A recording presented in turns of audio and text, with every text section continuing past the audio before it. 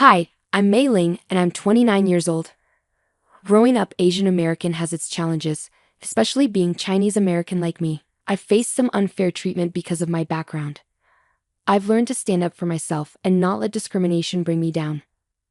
Life has taught me to be tough, so I can handle whatever comes my way. But sometimes people can still surprise me with their ignorance. Take my father-in-law, for example. He doesn't seem to understand how tough it can be to be different in America. Let me tell you about my family. My husband, Mateo, is from the Dominican Republic, and I'm Chinese American. We love exploring each other's cultures and traditions. Recently, Mateo's stepdad, Hiroshi, joined our family. He's also from East Asia like me, which I thought was cool. I was excited to have someone who understood my background. But things changed when Hiroshi came into our lives. Mateo and his mom, Sofia, started speaking more Spanish, especially when Hiroshi was around.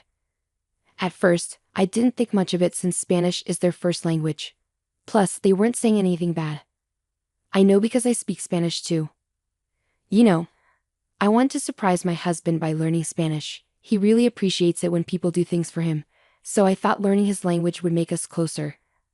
I kept it a secret for longer than I planned because I was afraid to tell them I could understand what they were saying. Even though I was getting better at Spanish, I was still scared of making mistakes and embarrassing myself. Maybe my fear was a good thing because when Hiroshi came into the picture, Sofia and Mateo started speaking Spanish more often. I thought it was best not to speak Spanish during those times. I mean, imagine joining a family with different cultures and feeling left out by everyone. Out of respect for Hiroshi and because we both shared East Asian backgrounds, I kept talking to him in English. I found it a bit strange that they were speaking Spanish more, but I didn't think much of it. That is, until I started hearing insults in Spanish that really surprised me. I remember that day vividly, like it just happened. We were all gathered around the table, ready to enjoy a meal together. The food smelled amazing, and we were chatting happily. But then disaster struck. I accidentally spilled gravy everywhere when I reached for the gravy boat. It was like a river of regret flowing across the table. You can imagine the chaos that followed. Sofia, my mother-in-law, started swearing in Spanish. Even though I'm not fluent in Spanish, I could tell she was saying mean things about me. It hurt, but Mateo, my husband, stood up for me. He told his mom that her insults weren't okay. Then Sofia said something that broke my heart. She asked Mateo why he was defending me when she thought I couldn't understand what she was saying anyway. Those words hit me hard. It hurt even more than her insults earlier. I felt so embarrassed and shocked that she would say something like that. It felt like she was used to talking about me behind my back in her language. I choked on my water, feeling overwhelmed. But Hiroshi, my father-in-law, comforted me. He reminded me that everyone makes mistakes and accidents happen. He even said there was more gravy in the pot, trying to lighten the mood. Hiroshi didn't know that it wasn't the spilled gravy that left me breathless. It was Sophia's hurtful words questioning my worth. I couldn't shake off the doubt that crept into my mind. Did I hear her correctly? Was I losing touch with reality? I couldn't believe that my own mother-in-law, who should have been supportive, would speak about me like that. After dinner, haunted by Sophia's words, I needed confirmation. I asked a Spanish-speaking friend and even used Google Translate. Unfortunately, my fears were true. Sophia had intentionally been rude and disrespectful. I couldn't understand why she felt that way about me. I kept my discoveries to myself for now, deciding to watch our family dynamics and wait for the right time to address this. The next morning, as we sat at the breakfast table, there was an awkward silence. I sat quietly, thinking hard, while the others chatted as usual. Sofia and Mateo started speaking in Spanish, unaware of the impact their words had. Suddenly, Sofia said something shocking. "I regret marrying this old, stupid man," Sofia said, unaware that I understood her words. My heart sank as I heard her. Once again, Sofia had revealed her true feelings, ruining our mealtime harmony. Meanwhile, Hiroshi chuckled and said, "I should learn Spanish so I can understand what you two are always talking about." If only he knew the painful truth behind their laughter. Sofia and Mateo pretended it was all harmless teasing, hiding the hurtful gossip they were sharing right in front of him. But the gossip didn't stop there. Mateo and Sofia continued, each comment more hurtful than the last. Let me give you some examples. They mocked Hiroshi's accent, mimicking his attempts to pronounce certain words. They laughed at his cultural traditions, saying they were strange or unnecessary. And they made jokes about his age, saying he was past his prime. As I sat there, I felt more and more uncomfortable. It was like watching a cruel game where Hiroshi was the target of their teasing without even knowing it. My heart hurt for him, knowing he was being hurt by his own family. This wasn't the love and acceptance I hoped for when our cultures came together. In that moment, I promised myself I wouldn't stay silent anymore. Sophia might have said hurtful things about me, but I wouldn't let her treat this kind old man the same way. I knew I had to address the tension in our family to make them see the value of our diverse backgrounds and the importance of treating each other with kindness. As time passed, I became more determined to expose Mateo and Sophia's unkind treatment of Hiroshi. Armed with my phone, I started recording their hurtful conversations during meals. I wanted to show them their behavior and its impact. With each meal, I discreetly captured their words, knowing they would reveal the truth. As their insults grew harsher, Hiroshi started to notice something was wrong. He and I were constantly left out, and it was clear something needed to change. As Hiroshi felt more excluded, his lively spirit dimmed. I tried to guide our conversations in English to include everyone, but Mateo and Sophia always switched back to Spanish, shutting us out.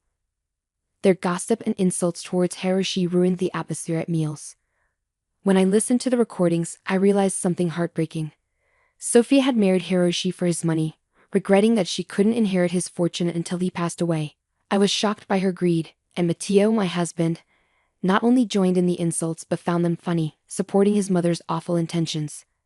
The realization hit me hard. How could I have missed their true colors? These were the people I trusted to embrace and celebrate our diverse family, yet they have betrayed that trust. I knew I had to do something, not just for Hiroshi's sake, but for the respect and love our family deserved.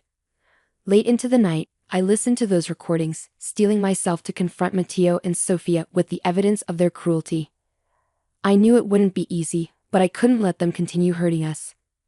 As I planned my approach, I promised myself I wouldn't let their toxicity ruin our lives any longer. Hiroshi deserved better, and so did our family. Determined to make a change, I geared up to confront Mateo and Sophia about their hurtful actions. But before I faced them, I knew one thing. Hiroshi needed to hear the truth first. He deserved to know. Gathering my courage, I approached Hiroshi, sensing his heavy heart. With a comforting smile, I asked, "Hey Hiroshi, how are you holding up?" He sighed and met my gaze, his vulnerability clear. "May Ling, it's been tough, honestly. I'm having a hard time fitting into this new family setup. The constant use of Spanish makes me feel left out, like I don't belong. Maybe I should consider those Spanish classes after all." Understanding his struggle, I nodded sympathetically. "I hear you, Hiroshi. It's been bothering me too. But there's something important I need to tell you." He looked intrigued, curious about what I had to say. "What's on your mind, May Ling?" Taking a deep breath, I confessed the secret I'd been keeping. "Hiroshi, I understand Spanish. I've been following every conversation Mateo and Sofia have had. They didn't know because I never joined in on the Spanish talks.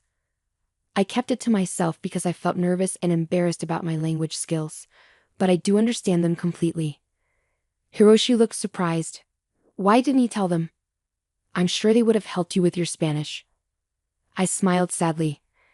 "You're probably right, Hiroshi. I was just nervous and embarrassed. I wanted to surprise Mateo once I learned enough Spanish to have a real conversation, but I kept delaying it, worried he wouldn't be impressed. Still, maybe it's a good thing I didn't tell them." "Why do you say that?" "By keeping this secret, I was able to hear their conversations, and what I heard wasn't good. They'd been talking about you behind your back, saying hurtful things. The language barrier protected them, but now they'll have to face the consequences." Hiroshi looked confused and concerned. "What do you mean? What have they been saying about me?" I took his hands in mine, speaking firmly. "Hiroshi, they've been making fun of you, mocking you, and saying mean things about you. It's been happening for weeks, and it's terrible that they can talk about you like that."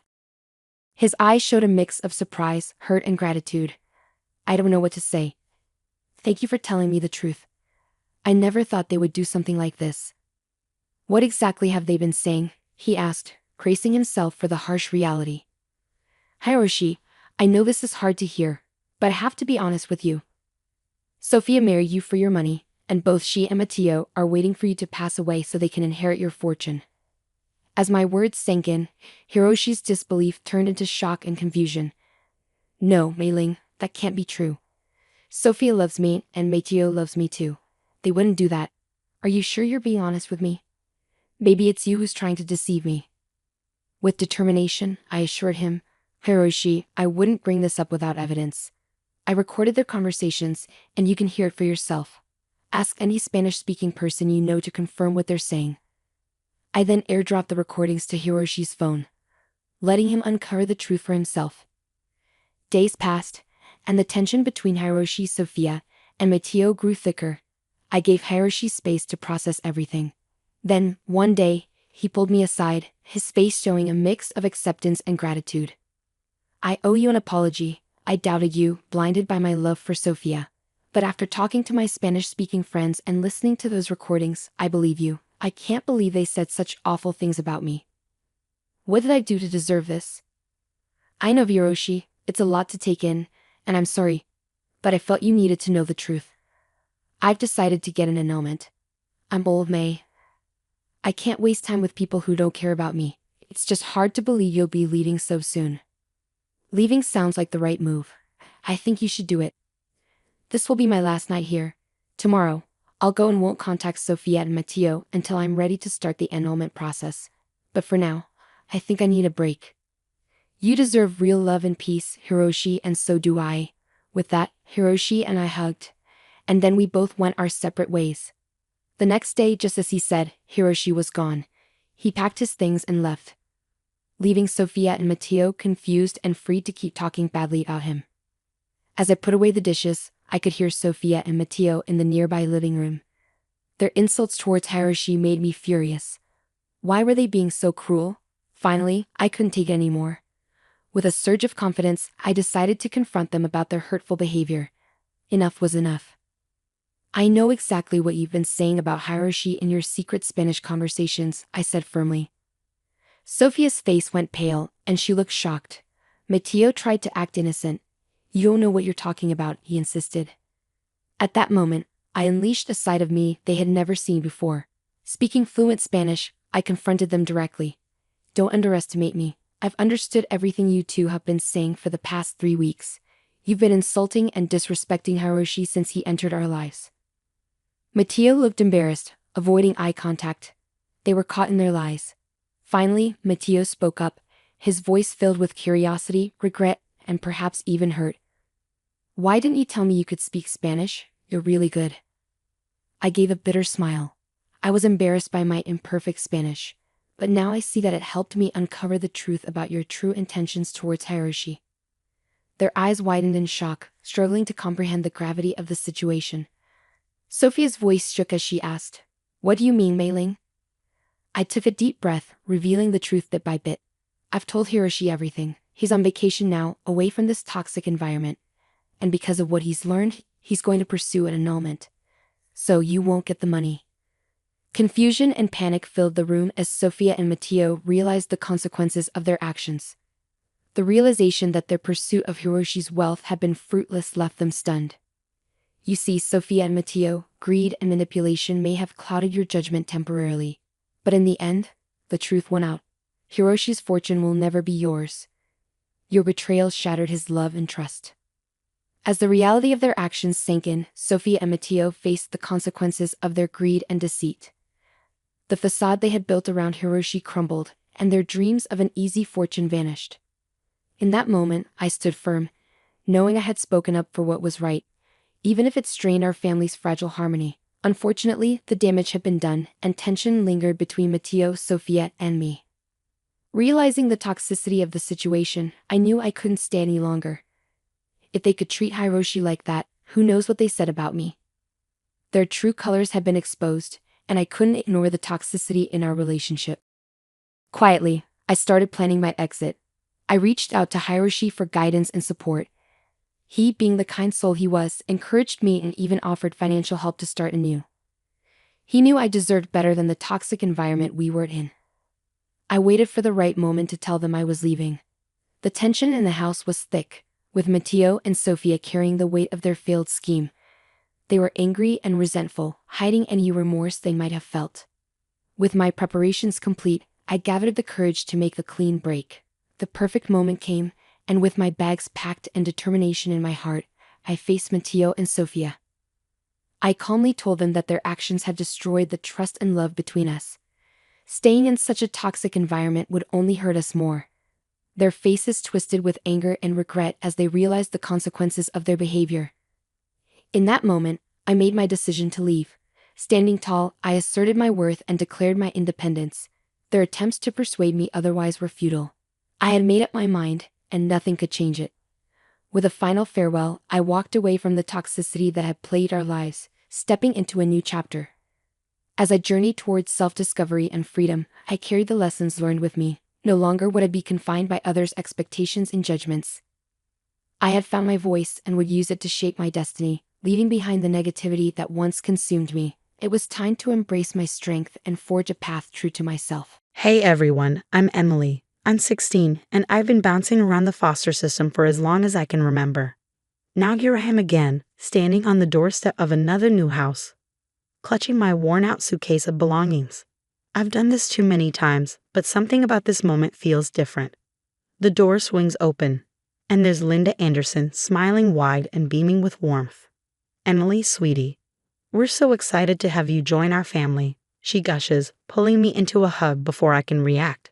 It catches me off guard. Most foster parents treat me like I'm made of glass. But the Andersons, they're like something out of a Norman Rockwell painting. Rick, my new foster dad, grabs my bag with a friendly smile. "Let's get you settled in, kiddo. Tyler, come meet your new sister," he calls, and out comes Tyler, their 18-year-old son. He looks like he just stepped out of a teen magazine. He gives me a nod and a casual hey, which is already more than I usually get from foster siblings. Linda takes me upstairs to my room, and I nearly choke. This is all for me." "Of course, sweetie," Linda replies, beaming. "We want you to feel at home here." For the first time in forever, I actually believe that maybe, just maybe, it's possible. When school starts, I meet Jade. She plops down next to me in homeroom, grinning like we're already best friends. "New girl, huh? I'm Jade. Stick with me, and we'll run this place in no time." And just like that, I have my first real friend. Weeks go by, and I'm surprising myself. I'm acing tests, speaking up in class, and I even joined the debate team. Mr. Thompson, our coach, pulls me aside one day after practice. "Emily, you've got real talent for this. Have you thought about entering competitions?" I'm floating on cloud 9. For once, I feel like I belong somewhere, but there's this nagging feeling I can't shake. Linda's always hovering, always asking where I'm going, who I'm with, and what I'm doing. At first, I think it's sweet, she cares, right? One night, I'm heading out to study with Jade, and Linda stops me at the door. "Emily, where are you going?" To Jade's, I remind her. "We've got a big test tomorrow." She frowns. "I don't know, sweetie. It's a school night." Rick calls from the living room. "Let her go, Lynn. She's been working hard." Linda steps aside reluctantly but adds, "Be back by 9 sharp." As I walk to Jade's, I can't help but wonder if I'm just being paranoid. Isn't this what real parents do? Care about where you are, who you're with? But then I remember all the homes before this one, all the broken promises and shattered hopes. I try to push the thoughts away. This time is different. It has to be, right? I thought everything was finally looking up, but I was so wrong. It started small. My favorite hoodie went missing, then my phone charger. I figured I was just being forgetful. But then I noticed my dinner portions were getting smaller and smaller. I tried to brush it off, but something felt off. One day at lunch, I couldn't take it anymore. I spilled everything to Jade. I swear, Jade, I'm not crazy. My stuff keeps disappearing and I'm always hungry lately. Jade's eyes narrowed. That's not okay. Have you thought about setting up a camera in your room?" "A camera? Isn't that a bit extreme?" "Not if someone's stealing from you," Jade insisted. "My cousin had a similar problem with her roommate. I can get you a small hidden cam, just to be sure."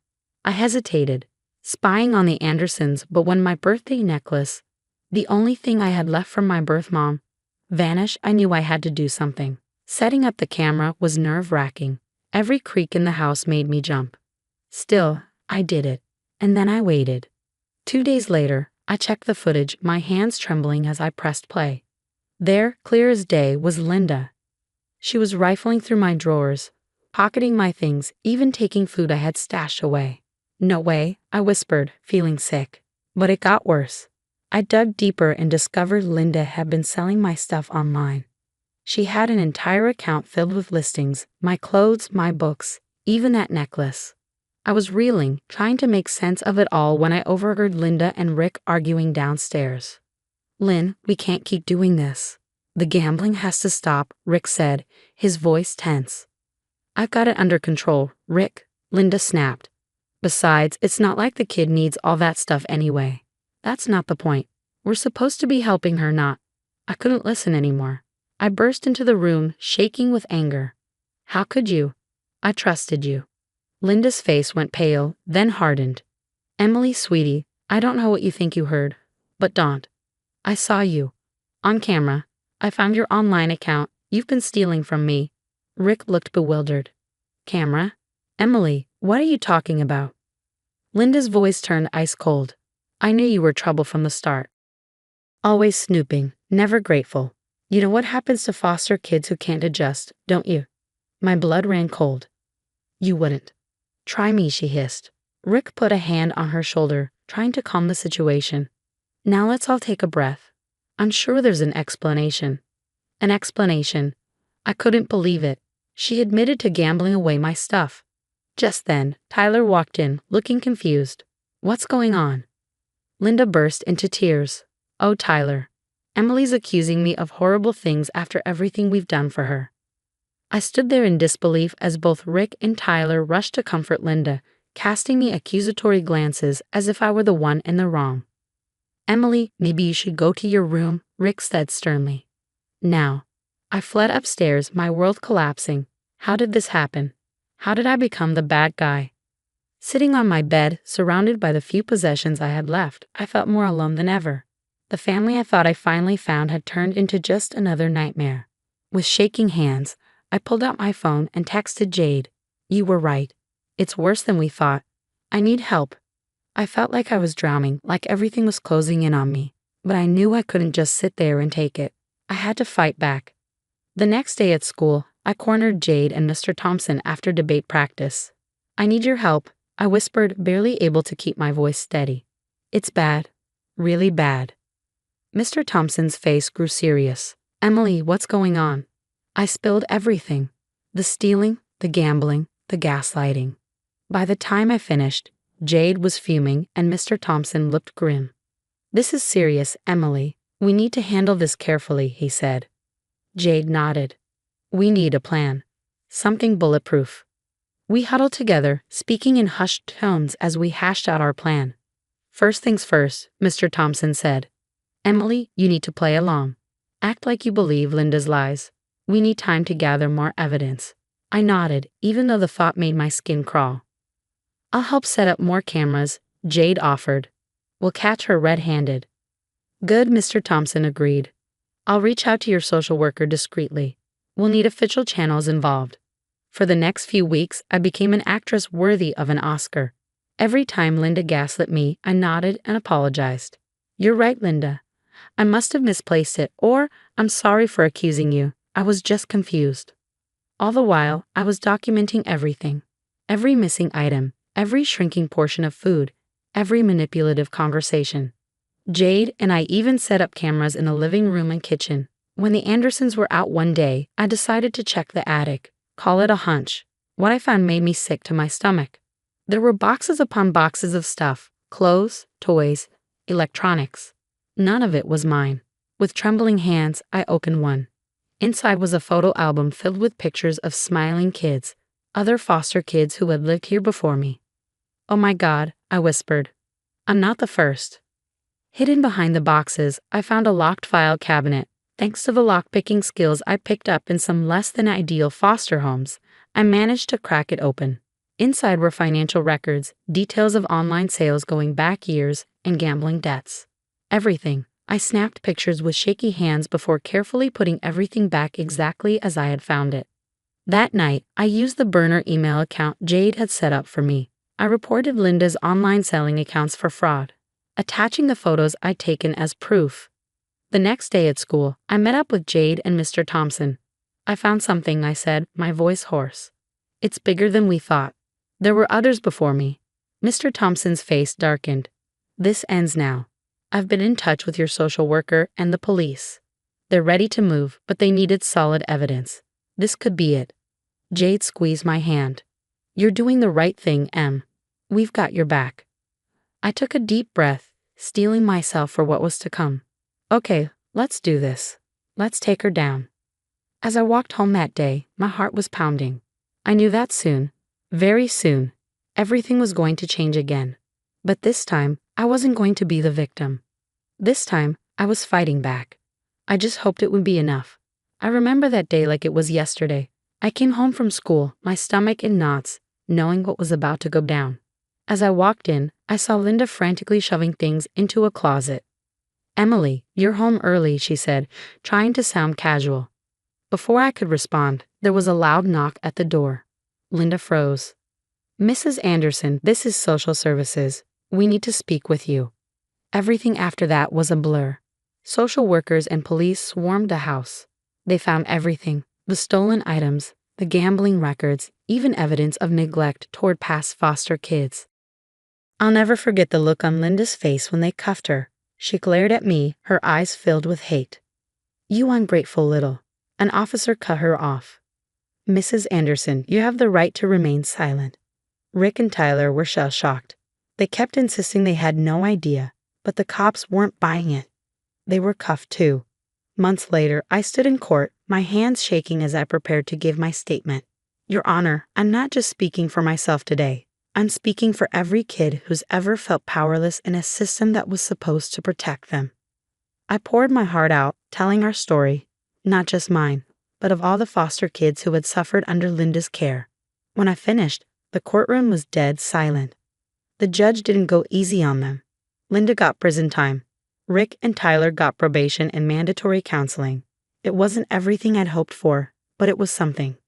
After the trial, Jade's family took me in temporarily. It was weird living in a house where I didn't have to worry about my stuff disappearing or going hungry. Fast forward 2 years, and here I am, rocking my freshman year of college on a full scholarship. I started a support group for foster kids on campus. We're small, but we're mighty. I'm even working with some law students to push for foster care reform. Last week, I got a letter from Linda.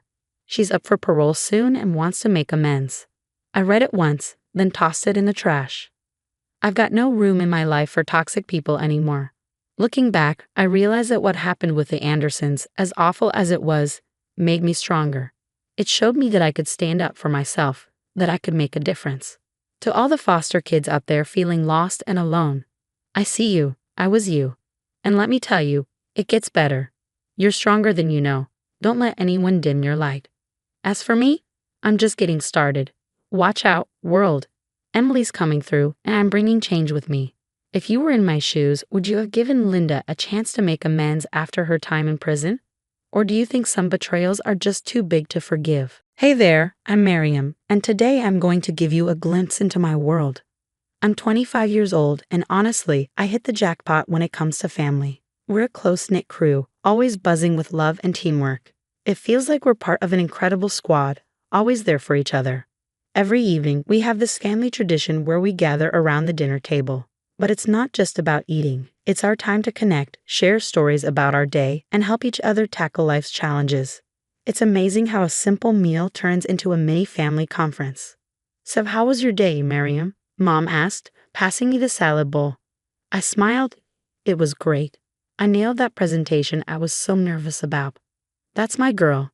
Dad beamed, giving me a proud nod. My older brother, Ahed, chimed in. I knew you'd crush it. All that practice paid off, huh? Ahed's always had my back, especially with my studies. He's like my personal tutor and cheerleader combined. And then there's my sister, Isra, who keeps us laughing with her crazy stories. You won't believe what happened at work today, Isra began, her eyes sparkling with mischief. We all leaned in, ready for one of her wild tales. That's the thing about our dinners. You never know what stories will come out of it. But we're not just about talking. We're all about action too. Everyone has their responsibilities. Dad's the king of lawn care. Mom rules the kitchen. Ahed's our tech wizard. Isra keeps the living room spotless, and I've got the laundry routine down. Miriam, don't forget it's your turn to do the dishes tonight. Mom reminded me as we wrapped up dinner. On it, Mom, I replied, laughing as Isra nudged me. Need company while you scrub. That's the thing about chores in our house. They're never boring. We team up and make them fun. But the real fun? Our monthly family trips. It's a tradition for us. We all sit down, brainstorm ideas, and plan our next adventure. How about hiking next month? I suggested during one of our planning sessions. Oh yes, Isra exclaimed. I know an awesome trail that leads to a waterfall. Sounds perfect, Dad agreed. I had, can you check what gear we'll need? Sure thing, I had replied, already on his phone researching. Mom smiled at us. I'll handle the picnic. Any requests?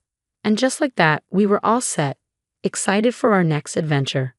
Sometimes I sit back and realize how lucky I am.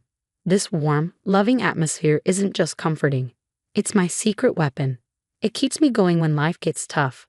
The support, the laughter, the way we pitch in for each other. It's not just about family, it's about building each other up.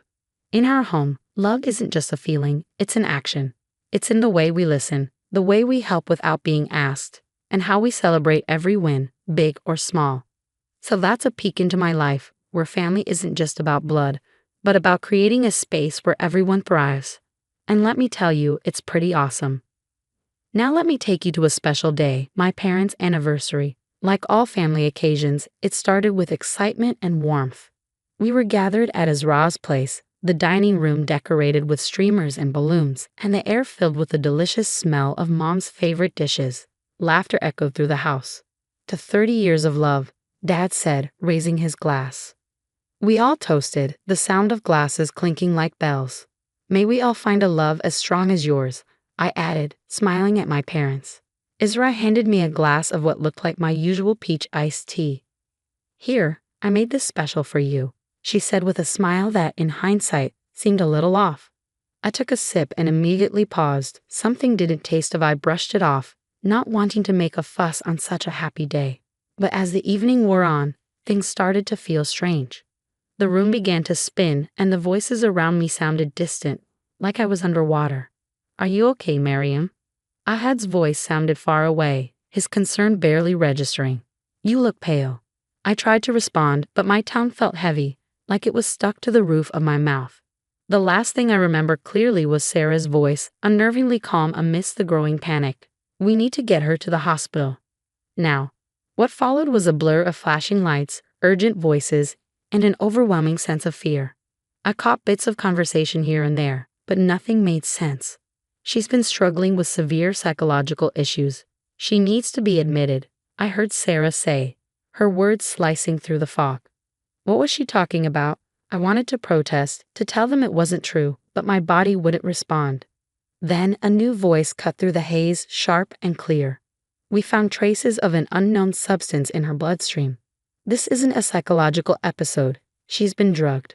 The room went silent, the tension so thick I could feel it even in my clouded state. Sarah, what did you do? My mother's voice was a shaky whisper, disbelief and horror creeping in. There was a long, suffocating pause. Then Sarah, her voice trembling, spoke. I just wanted the inheritance. I thought if Miriam was out of the picture. Her confession hung in the air like toxic fumes, suffocating everything around it. Even in my dazed state, I could feel my family's world crumble. My father's voice, usually so strong, was shattered. How could you do this to your own sister? I wanted to comfort them, to help make sense of the betrayal. But as the drugs wore off, exhaustion pulled me under, and I drifted into a restless sleep. When I woke, the room was quiet, the steady beeping of monitors the only sound. Ahad was slumped in a chair next to my bed, his face lined with worry even in sleep. Ahad, my voice was hoarse and dry. He jolted awake, relief flooding his face. Miriam, you're okay. He filled me in on what had happened, and as I listened, a storm of emotions swirled inside me. Shock, hurt, anger, and an overwhelming sadness. Where's Sarah?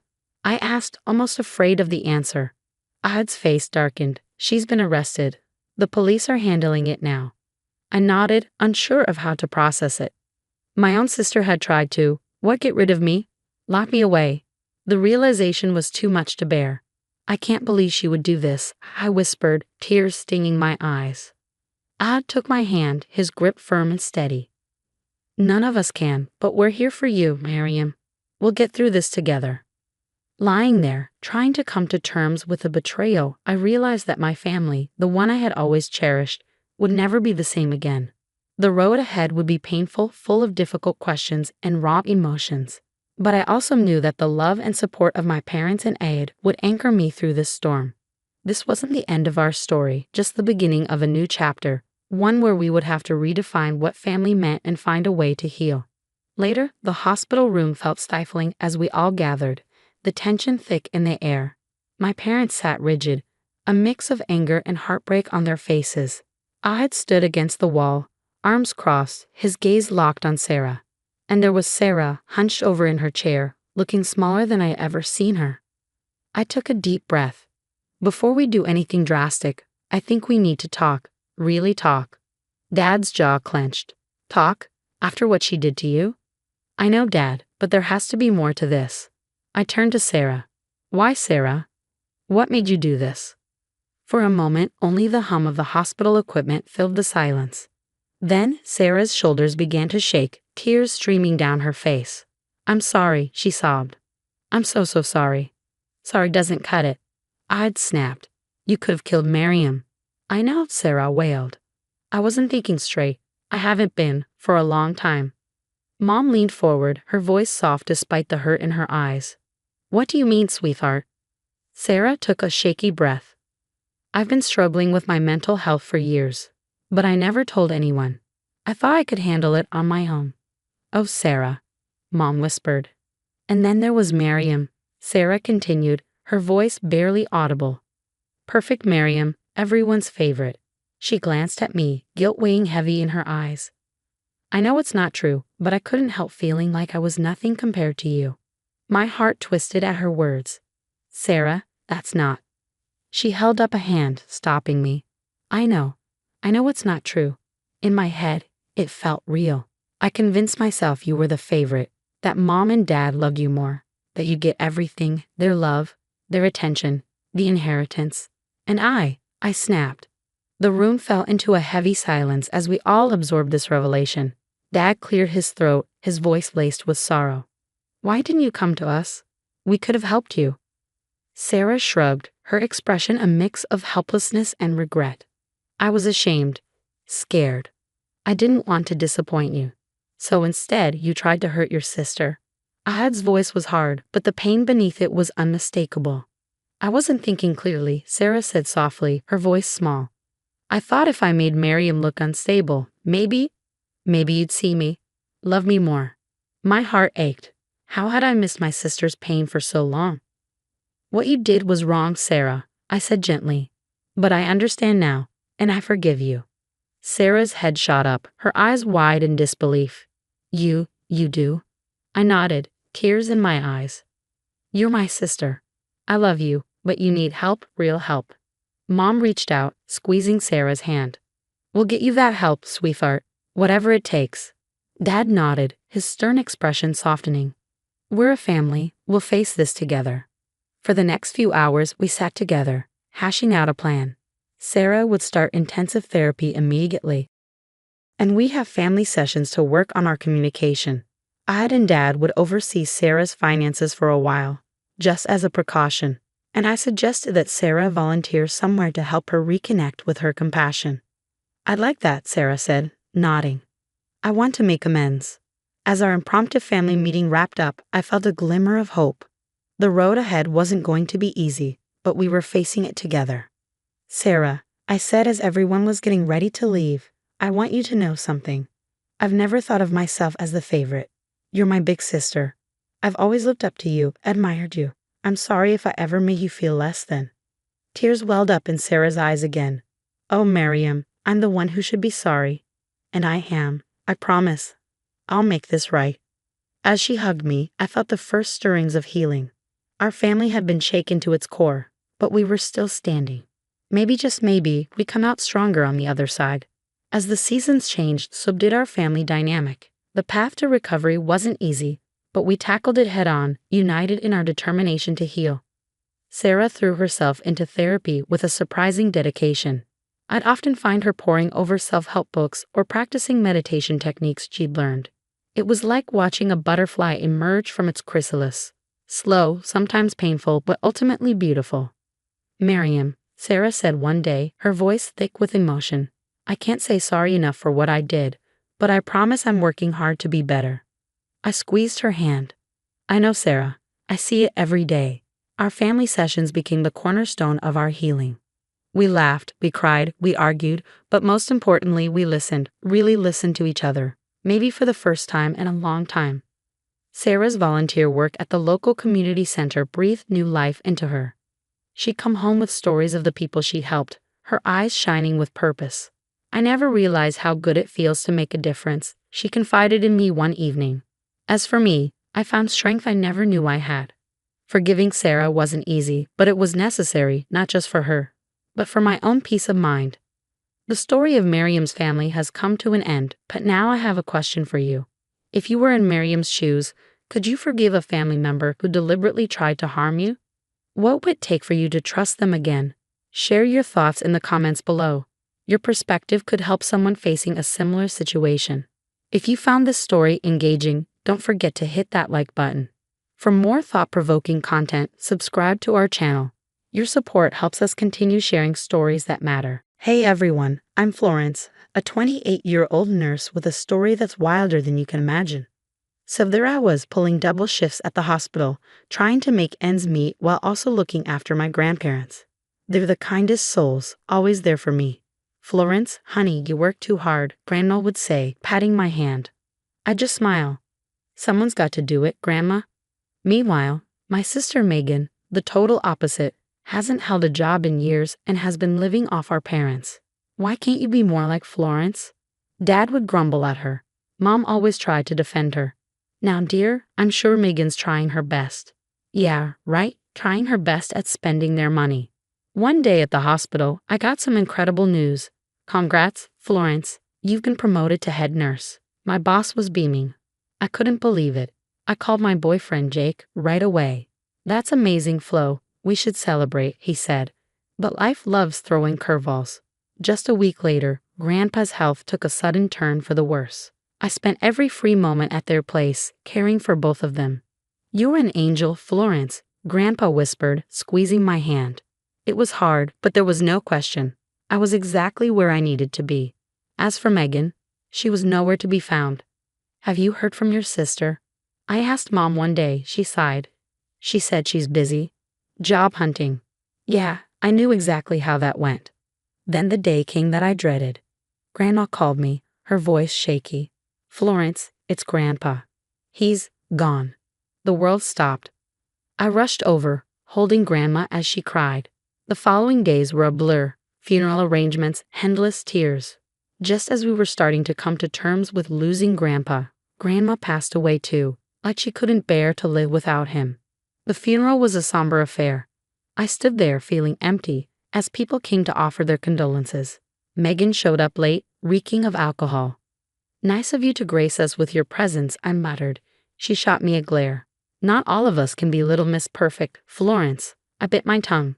Before I could say anything, the lawyer called us in for the reading of the will. I wasn't expecting much, maybe some family photos or Grandma's recipe book. But then the lawyer dropped a bombshell. To our beloved granddaughter Florence, we leave our house. My jaw dropped. The house I'd grown up visiting, full of memories. I looked over at Megan, expecting shock, but her face was twisted with anger. She stormed out before the reading even finished. Megan, wait. I called after her. I found her outside, furiously typing on her phone. Megan, I know this is a surprise. We can figure something out. She cut me off. Save it, Florence. You were always the favorite. As she stomped away, I saw her whispering into her phone. Tyler? Yeah, it's me. We need to talk. Now, I had a sinking feeling that this inheritance was going to cause more trouble than I could imagine. That night, as I sat in my apartment surrounded by old photos of Grandma and Grandpa, I couldn't shake the feeling that a storm was brewing, and I had no idea just how bad things were about to get. Jake called, pulling me from my thoughts. How you holding up, Flo? I sighed. I don't have Jay. Something just doesn't feel right. What do you mean? It's Megan. The way she reacted to the will. I have a bad feeling about this. Little did I know, my instincts were dead on. The next few months would turn my world upside down. In the weeks after the funeral, I tried to include Megan in the house plans, hoping it would bring us closer. "Hey Meg, want to help me go through Grandma's things this weekend?" I asked. "Can't. Busy," she replied, not even looking up from her phone. I sighed. "Come on, it could be fun. We might find some old childhood memories." She finally looked up, her eyes cold. "Fun? Going through dead people's junk? No thanks." Her words stung, but I tried to brush it off. As I spent more time at the house, strange things started happening. Grandpa's watch disappeared from the dresser. Grandma's jewelry box was mysteriously empty. Then, one day, I walked in to find a stranger in the living room. "Can I help you?" I asked, startled. The man looked equally surprised. "Oh, Megan said I could look around. I'm interested in buying." My blood ran cold. "Buying? This house isn't for sale." After you left, I confronted Megan. "What the hell, Meg? You're trying to sell the house behind my back. It's not fair," she exploded. "You get everything, your promotion, your boyfriend, and now the house. What about me?" "This isn't about you," I shouted back. "It's about honoring Grandma and Grandpa's wishes." She stormed out, slamming the door so hard a picture fell off the wall. A few days later, I overheard a conversation in the backyard. I crept closer, recognizing Megan's voice, along with Tyler's. "We need to move fast," Tyler was saying, "before she figures out what's happening." Megan sounded desperate. I know, but how?" "She's always here. Leave that to me. I've got connections. We'll get this place sold and split the cash before she knows what hit her." I felt sick. How could Megan do this? Determined to get to the bottom of things, I started digging. What I found shocked me: unpaid bills, loan shark threats, casino debts. Megan was in deep, and I had no idea just how far she was willing to go to get herself out. But nothing could have prepared me for what I found next. Buried in a stack of papers on Grandpa's desk was a document that transferred ownership of the house. With my forged signature. My hands trembled as I held the paper. This wasn't just Megan being resentful. This was criminal. As the weight of Megan's betrayal sank in, a flood of emotions hit me. Anger, heartbreak, disbelief. How had it come to this? My own sister, willing to steal and lie to get what she wanted. I sat in Grandma's old rocking chair, the forged document in my lap, and tried to figure out my next move. One thing was clear. This was war, and I wasn't about to let Megan win. This wasn't just about the house anymore. It was about stopping Megan before she dug herself into a hole too deep to escape. My first stop was Jake's place. I laid everything out in front of him, the forged document, the strange behavior, everything I'd uncovered. "Geez, Flo, this is serious," Jake said, wide-eyed. "What are you going to do?" "I need proof. Solid, undeniable proof." That's when I remembered Sarah, a family friend and lawyer. She'd know what to do. "Florence, this is a delicate situation," Sarah warned. "We need to be smart about how we approach this." With her advice, I set up hidden cameras around the house. It felt invasive, but I had no other options. Days passed, and the cameras captured plenty: Megan and Tyler snooping through drawers, making calls to potential buyers. But the real bombshell came when I overheard a conversation that made my blood run cold. "The sharks are getting impatient, Meg," Tyler hissed. "We need to sell this place fast, or we're both dead." Megan sounded panicked. I know, but Florence is always around. We need to get her out of the picture." I felt sick. This was worse than I had imagined. Desperate to protect what was left of our family, I started digging into Tyler's background. What I found was a rap sheet that seemed never-ending: fraud, theft, connections to local loan sharks. Megan had gotten involved with a real criminal, and I had to find a way to stop them. That's when an idea hit me. "Jake, how's your acting?" I asked.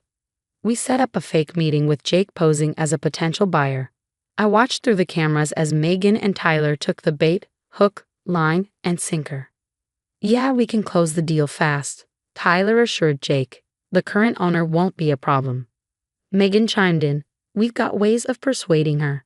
I had everything I needed. It was time to face the music. Showing the evidence to my parents was one of the hardest things I'd ever done. Mom burst into tears, and Dad went silent. "This can't be true," Mom sobbed. "Not our Megan." Dad shook his head, disbelief etched into his face. There must be some mistake. I'm sorry, I said, my heart breaking for them. But it's all true. And if we don't stop her now, she could end up in real danger.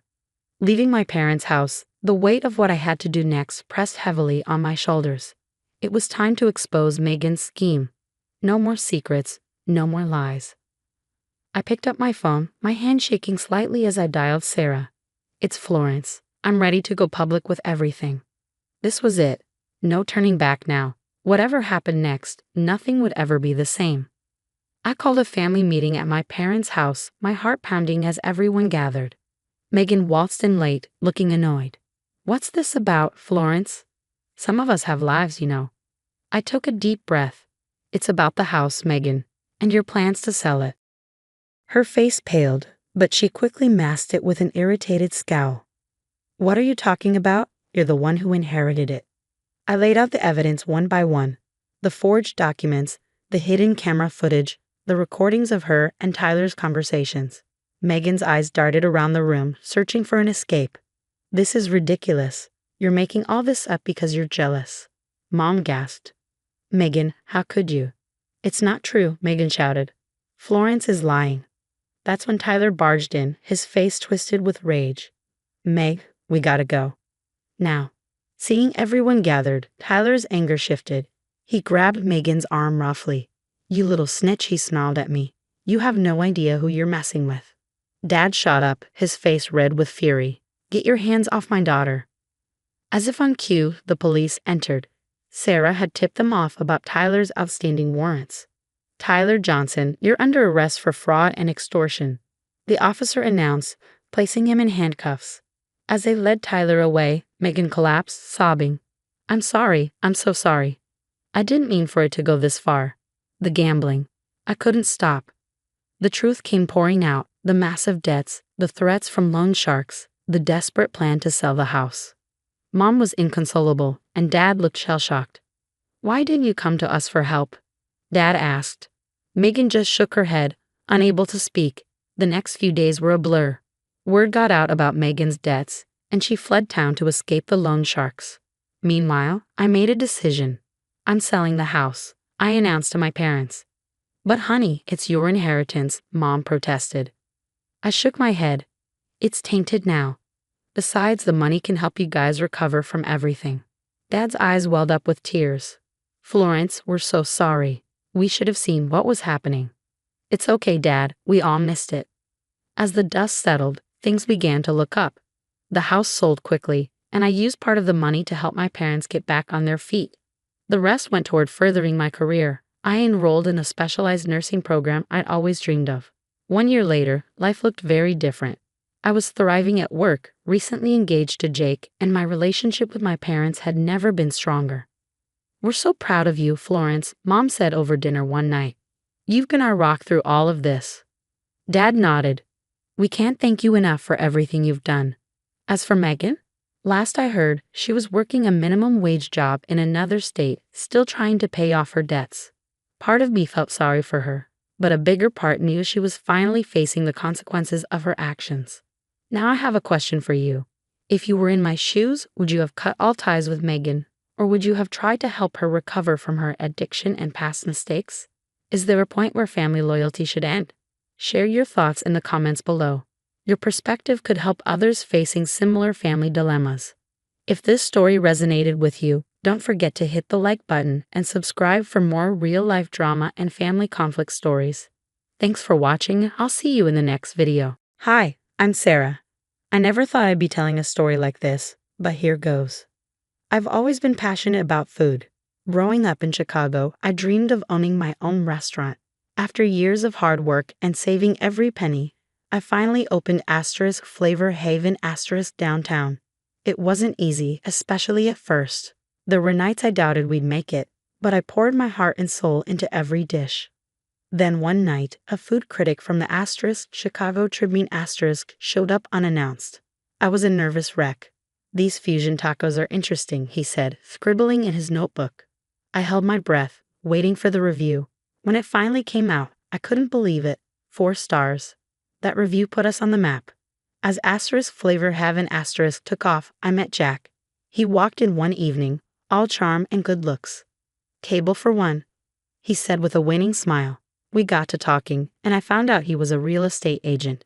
Our conversations grew longer, and soon we were dating.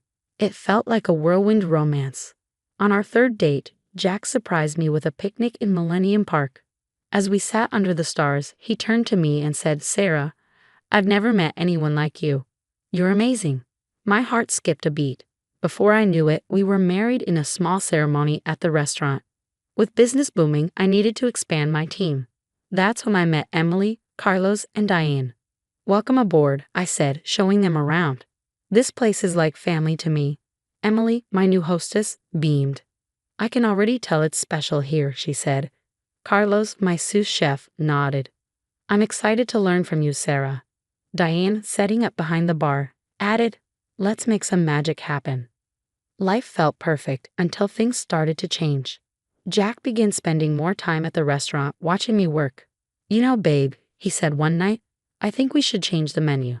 Make it more mainstream." I frowned. "But our fusion cuisine is what makes us unique." He shrugged it off, but I couldn't shake the uneasy feeling.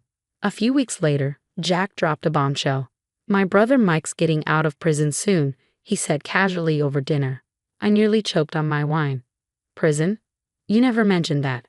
Jack waved his hand dismissively. "It was just a misunderstanding. Anyway, he needs a job, and I was thinking we could hire him at asterisk flavor heaven asterisk." I hesitated. "I don't know, Jack. We don't really have any openings right now." "Come on, Sarah," he pressed. "He's scamly. We have to help him out." Against my better judgment, I agreed. Little did I know, that decision would change everything. From the day Mike started, there was tension in the air. Emily pulled me aside. "Sarah, I don't mean to overstep, but something feels off about Mike." I brushed off her concerns, wanting to give him a chance. But as the weeks went by, I noticed things, small discrepancies in the cash register and inventory that didn't add up. One night, I overheard Jack and Mike whispering in the office. "We need to move faster before she catches on." Mike hissed. My blood ran cold. What were they planning, and why did I feel like I was about to lose everything I'd worked so hard for? Jack's behavior shifted. He became more controlling, especially about the restaurant. "Sarah, we need to cut costs," he insisted one evening. "Let's switch to cheaper ingredients." I stood my ground. "Our quality is what sets us apart. I won't compromise on that." His eyes narrowed. "You're being stubborn. This is a business, not your personal kitchen." The arguments became more frequent, chipping away at our relationship. Jack, once my biggest supporter, now seemed determined to undermine everything I'd built. Then, while doing inventory one day, I noticed more discrepancies. Expensive ingredients were missing, with no record of their use. I decided to install security cameras, telling Jack it was for safety. A week later, the cameras caught Mike pocketing high-end liquor bottles. When I confronted Jack, his reaction floored me. "You're spying on family now," he snarled. "Mike's trying to get back on his feet. So what if he takes a bottle or two?" I couldn't believe my ears. "That's theft, Jack. We're running a business, not a charity." He dismissed my concerns, accusing me of being paranoid and untrusting. I felt like I was losing my grip on reality.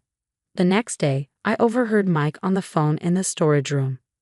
"Yeah, I can get you those truffles, half the usual price. Don't ask questions, just be there." My heart raced. They were selling off our inventory on the side, but I needed more proof. Confiding in Emily, my trusted hostess, I said, "Something's very wrong, Emily. I don't know who to trust anymore." She squeezed my hand. "I've noticed things too, the way Mike leers at customers, how Jack brushes off complaints. This isn't the flavor haven we built." Her words gave me strength. Together, we devised a plan to gather evidence discreetly. Over the next few weeks, I meticulously documented everything: missing inventory, unexplained cash withdrawals, suspicious meetings. The picture it painted was grim. One night, while closing up, I overheard Jack and Mike in the office. "We need to move faster," Mike urged.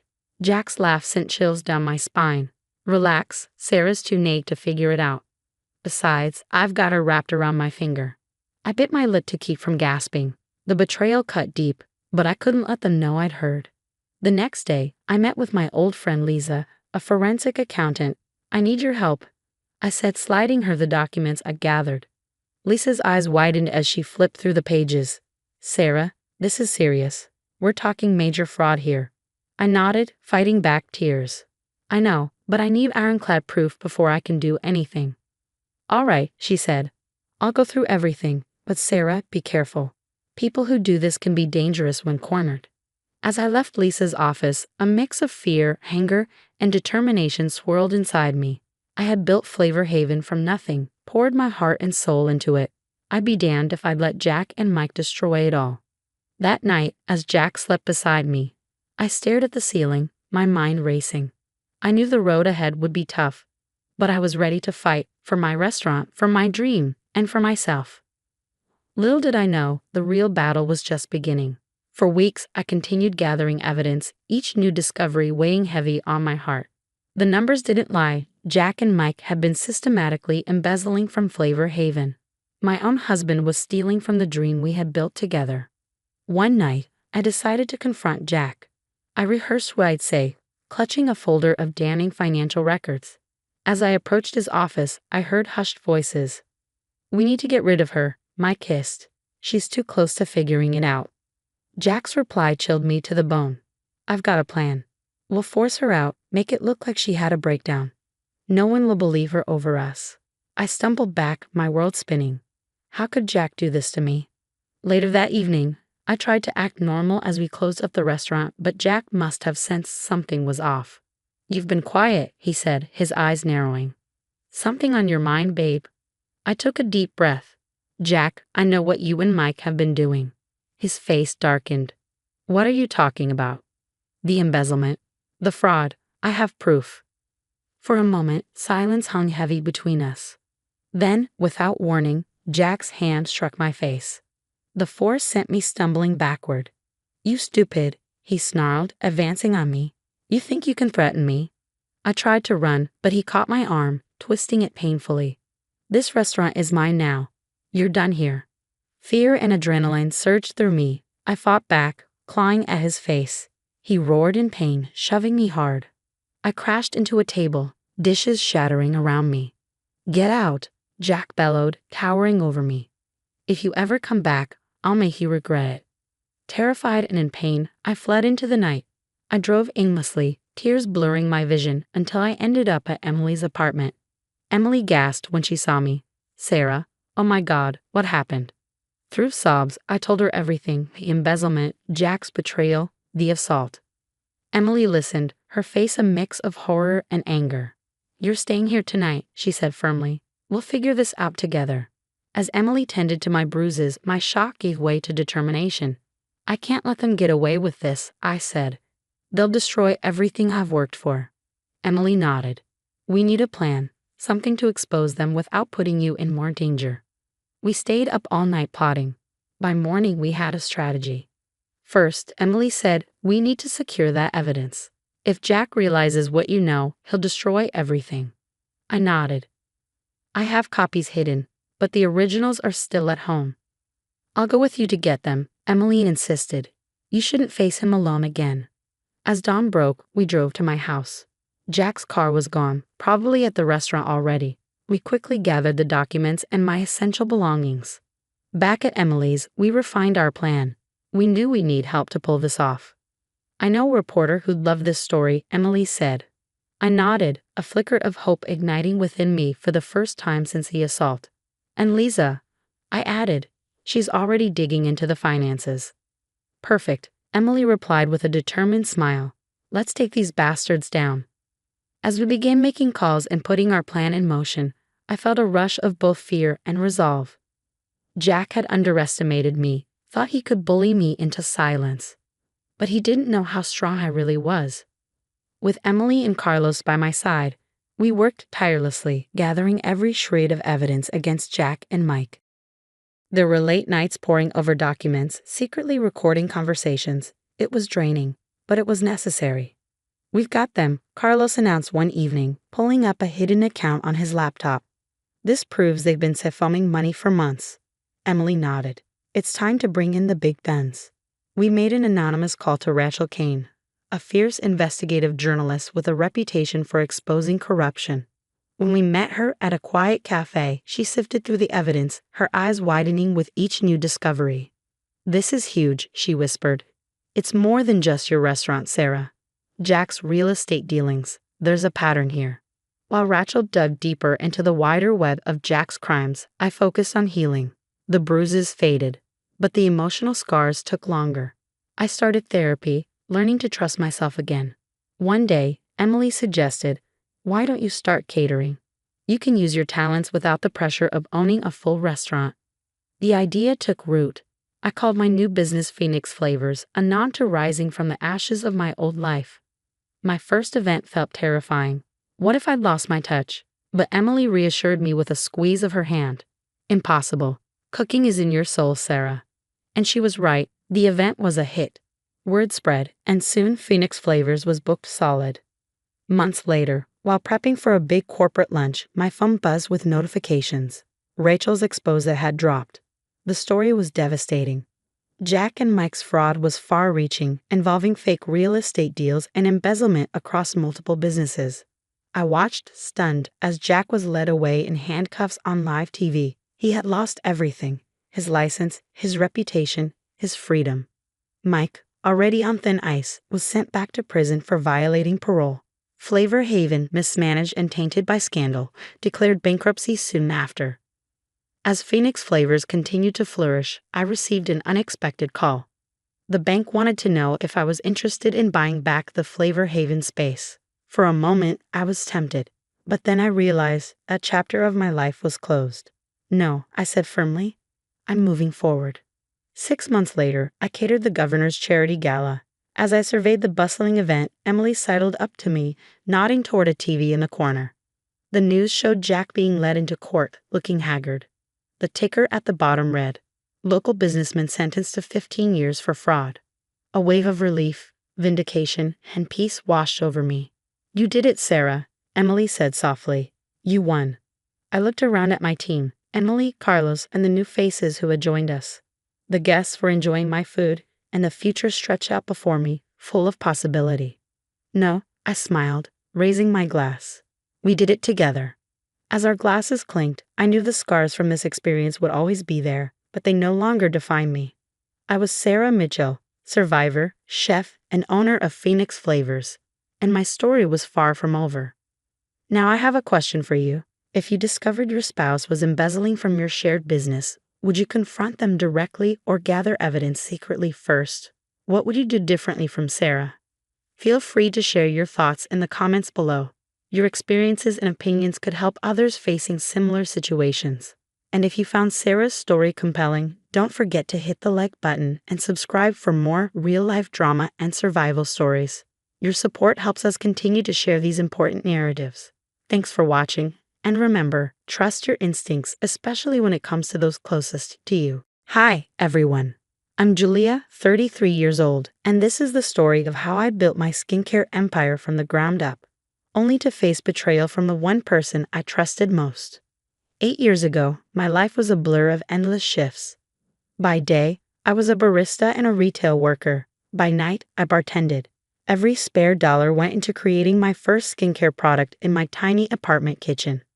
"Girl, you're going to burn yourself out," Sarah would say during our stolen coffee breaks. She was my rock, my best friend since college. Now she's the CEO of my company. "Just wait, Sarah," I tell her. "This formula is different. People are tired of fake promises and harsh chemicals." I was right. My natural skincare line exploded after a major beauty influencer raved about it. Suddenly, I went from juggling jobs to running a business that was skyrocketing. Around that time, I met Mike at a business convention. "Your passion for clean beauty is infectious," he said on our first date. "You're not like other entrepreneurs." I fell hard. Fancy dinners, surprise weekend getaways. Mike seemed like everything I didn't know I needed. My brother James, who's also my lawyer, wasn't so convinced. "As your brother and legal advisor, something feels off about him," James warned. "You say that about everyone I date." I laughed it off, too caught up in the whirlwind romance to see the cracks forming. Within a year, Mike and I were married. His mother, Linda, made no secret of her disapproval, throwing snide comments my way at every family gathering. Then there was Tom, Mike's brother, always around and always asking for help. "Come on, Julia, we're family now. I just need a small loan to tide me over," he'd say every week. "You're enabling his gambling," I told Mike. "He's family. We take care of family," he'd reply. When I found out I was pregnant, everything felt perfect for a while. My company hit the $1 million mark, and we were expanding into luxury skincare. Mike celebrated with me, but something had changed in his eyes. "Baby, we need to secure our future," he started saying. "Maybe I should have my name added to some of the business documents." Sarah noticed it too. "Julia, he's been asking a lot of weird questions about supplier contracts," she said. "He's just interested in the business," I insisted, rubbing my growing belly. Then, one night, I overheard him on the phone. "Mom, don't worry. Once the baby comes, we'll have more leverage.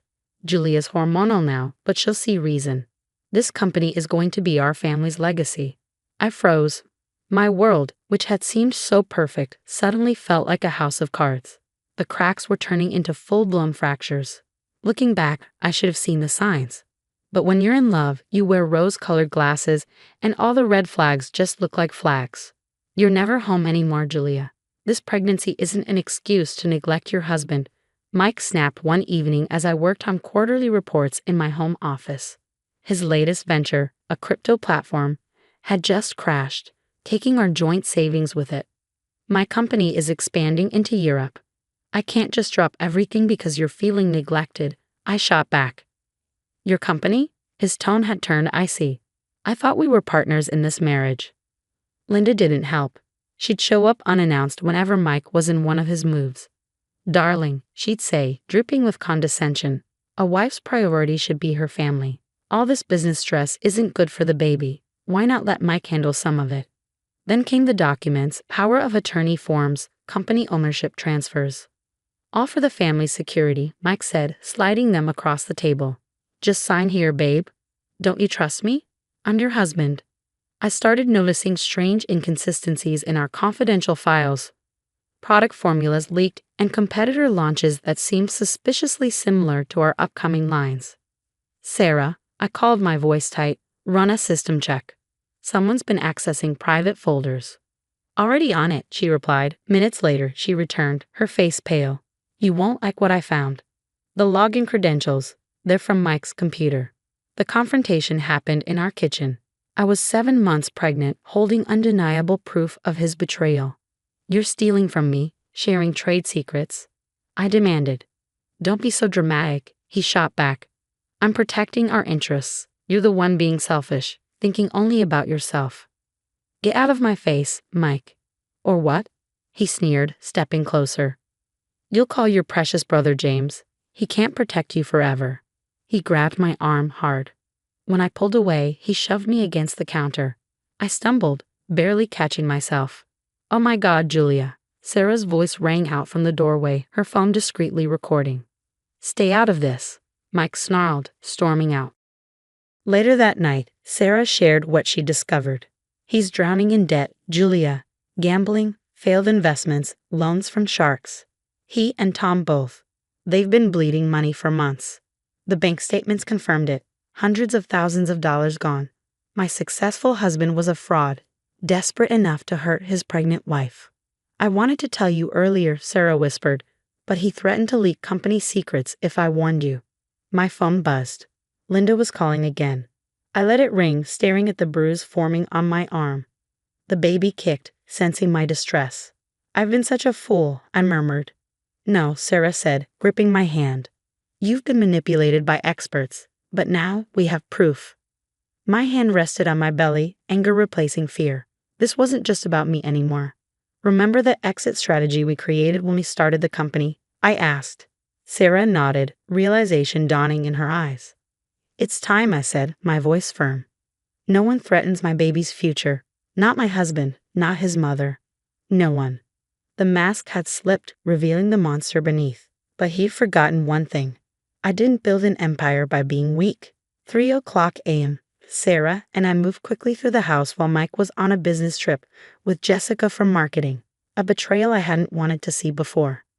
"These were in his office safe," Sarah said, handing me a folder. Inside were legal documents, a drafted lawsuit claiming half my company, scheduled to be filed after my due date. There were also emails between Mike and Jean from R&D, planning how to convince me to sign over shares. My phone buzzed. It was Tom. For once I answered. "Julia," he began, his voice heavy with guilt. "I can't live with this anymore. Mike, he's done this before. 3 other women, successful business owners. He dates them, marries them, and then uses lawsuits and blackmail to take everything. Why tell me now?" I asked coldly. "Because you're pregnant," he admitted, "and because he's getting violent, just like with the others." Linda's voice echoed in my mind from last week's investor meeting. Such a shame about Julia's mental health struggles during pregnancy. Perhaps the company needs steadier leadership. By the afternoon, I was in my new penthouse apartment. Security cameras were installed in every room, along with panic buttons and a direct police line. James brought in a team of lawyers, cataloging every email, text, and recorded conversation. Statements from Mike's previous victims poured in.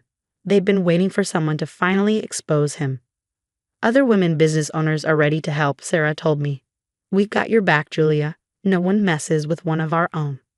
2 weeks later, my water broke early. "Don't call Mike," I gasped between contractions. Only Sarah and James stayed with me through 18 hours of labor. My daughter, Emma, came into the world screaming, her tiny lungs filled with fight. "She's a fighter, just like her mom," Sarah said, smiling through tears. The harassment began almost immediately. "Where's my wife? You can't keep my child from me," Mike slurred in a voicemail. "You ungrateful, after everything our son did for you," Linda hissed in her daily messages. The threats escalated. "Sign the company over or everyone will know what an unstable mother you are," one email read. "I'll destroy everything you've built." But Emma gave me strength. Looking at her tiny face, I knew I had to end this, not just for me, but for every woman Mike might target next. "Sarah," I said, "remember that encrypted folder we found? The one with all the communications between Mike, Linda, and our competitors." Sarah's eyes narrowed. "It's time to use it." "First, call Tom," I added. "Offer him immunity for his testimony." "And Mike's latest threats?" "Let him threaten," I said, my voice steely. "Every message, every call, every email, more evidence. He thinks I'm weak. He's wrong." But I wasn't hiding. I was hunting. He wanted a war? Now he's got one. The awakening wasn't just about discovering Mike's true nature. It was about rediscovering my own strength. Sarah was already in action, leaking the security footage of Mike's violence to the potential investors of his competing skincare line. "Your seed funding's gone, Mike. No one wants to back an abuser," I told him over the phone. "You're destroying everything I worked for," he shouted, his voice cracking. "No," I said firmly. "You did that yourself." James filed a restraining order, armed with mountains of evidence. The judge didn't hesitate. "This is one of the strongest domestic violence cases I've seen in years," they declared. Then came the bombshell in court. Tom spilled every detail of their long-running scam. "Mike and Mom targeted wealthy women," he confessed. "I played the pathetic brother, while they planted employees, stole trade secrets, and filed lawsuits. Julia was supposed to be the biggest score yet." The fallout was swift. Linda's country club membership was revoked the same day her involvement went public. One by one, Mike's past victims came forward. The DA's office uncovered an investment fraud scheme spanning years.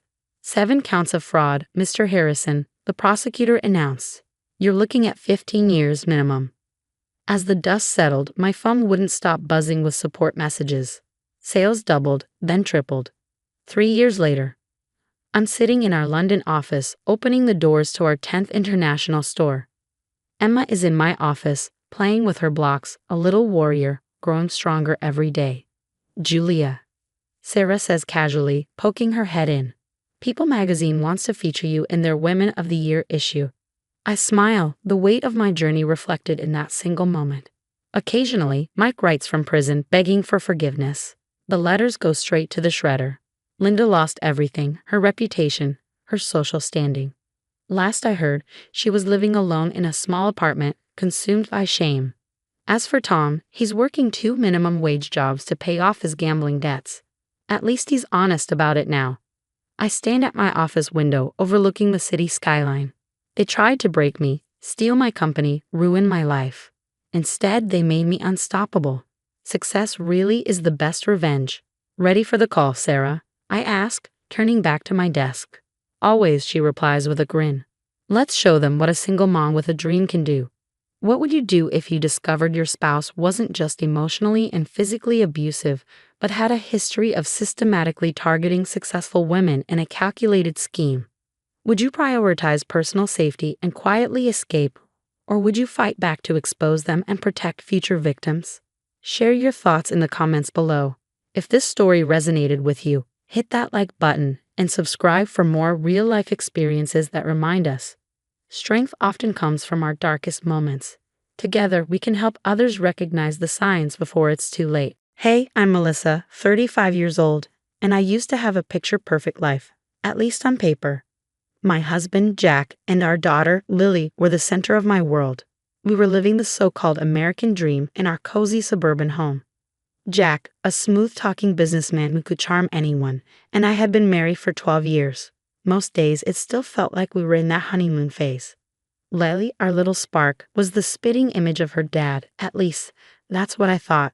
She's wickedly smart and has a laugh that lights up any room. Every day after school, Lily and I had our little routine. Mom, guess what happened in science class today? She'd ask. What, sweetie? Did you finally turn your teacher into a frog? I'd tease. No, silly. We made volcanoes explode. It was awesome. Right on cue, Jack would usually walk in, loosening his tie. There are my girls. What's for dinner? A typical dad move. But lately, something felt off with him. I couldn't quite place it, but I pushed the feeling aside. We had Lily's 11th birthday to plan, and that was taking all my focus. Our social life revolved around Jack's best friend and business partner, Tom, and his wife, Sarah. The four of us were inseparable, always planning vacations together. I'll never forget that one time in Cancun when Tom got so sunburned he looked like a lobster for days. Told you to reapply, you dummy, Sarah teased. Yeah, laugh it up, Tom shot back. At least I'll match the sunset in the beach photos. Life was simple then. But lately Jack was working late more often, and when he was home, he was glued to the phone with Tom. No, we can't move the meeting. Johnson's flying in for this, I overheard once. When I asked about it, he just brushed it off. Just business, nothing to worry about. I could have pushed harder, but I was too busy planning the birthday bash of the year for Lily. We were going all out, bouncy castle, magic show, the works. Mom, can I invite everyone from my class? Even Brian? Lily asked one night. Even Brian? I thought he had cooties last week, I teased. That was so last week, Mom.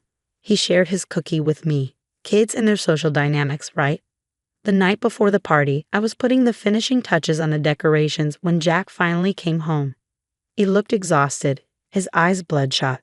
Rough day? I asked, trying to keep things light. You have no idea, he mumbled, heading straight for a drink. I wanted to press him, but Lily came bounding down the stairs, too excited to care. Daddy, do you want to see my outfit for tomorrow? She asked. As always, Jack's face softened. Sure, princess. Let's see it. I pushed down the uneasy feeling in my gut. Tomorrow was Lily's day, and nothing was going to ruin it. Or so I thought.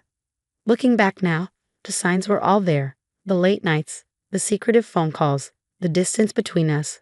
But hindsight is always 20/20ths, isn't it?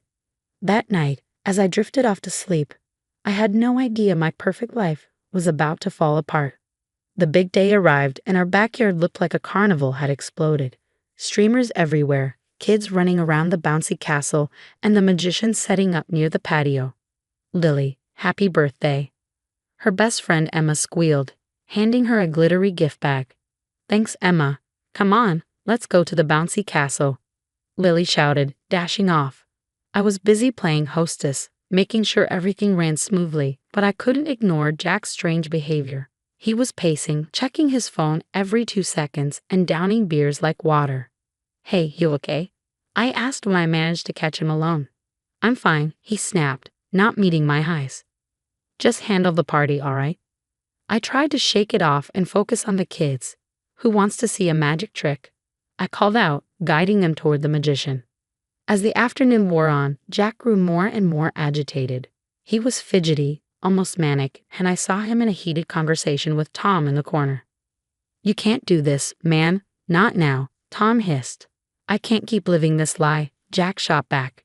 Before I could step in, it was time for the cake. Everyone gathered around, cameras ready. Lily's eyes sparkled as I lit the candles. "Make a wish, sweetheart," I said, smiling at her.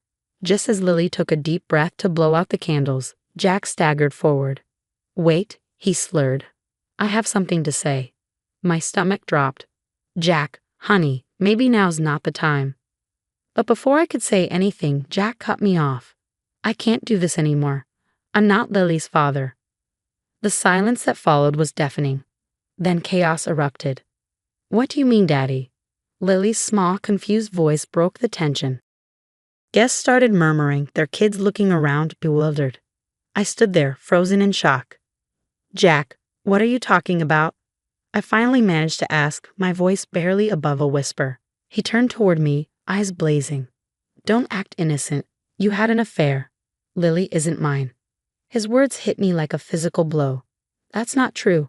I never," but Jack wasn't finished. "I've got proof, a DNA test.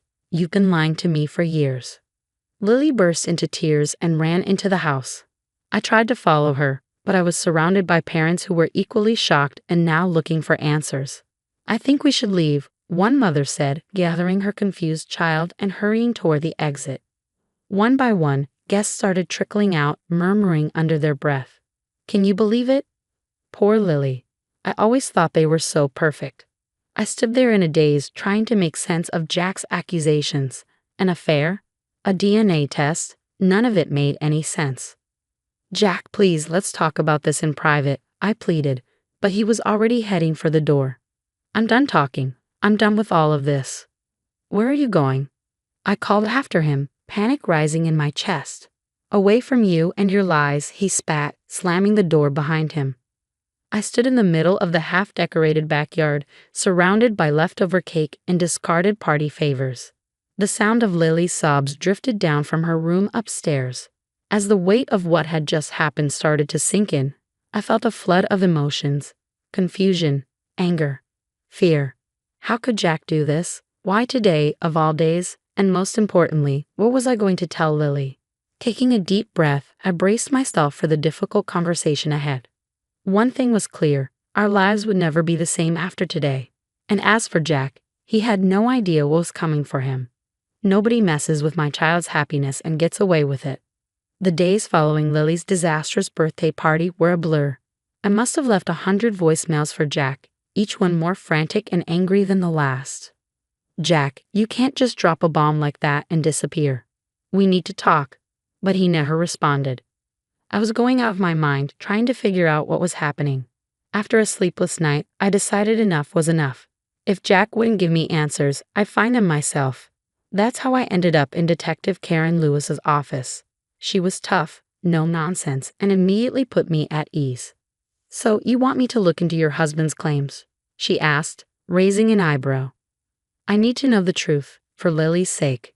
Meanwhile, Lily was a mess. I did my best to shield her, but she wasn't a little kid anymore. "Mom, why isn't Dad coming home?" she'd ask, her eyes red from crying. "He's dealing with some grown-up stuff, sweetie. But I promise, we'll figure this out."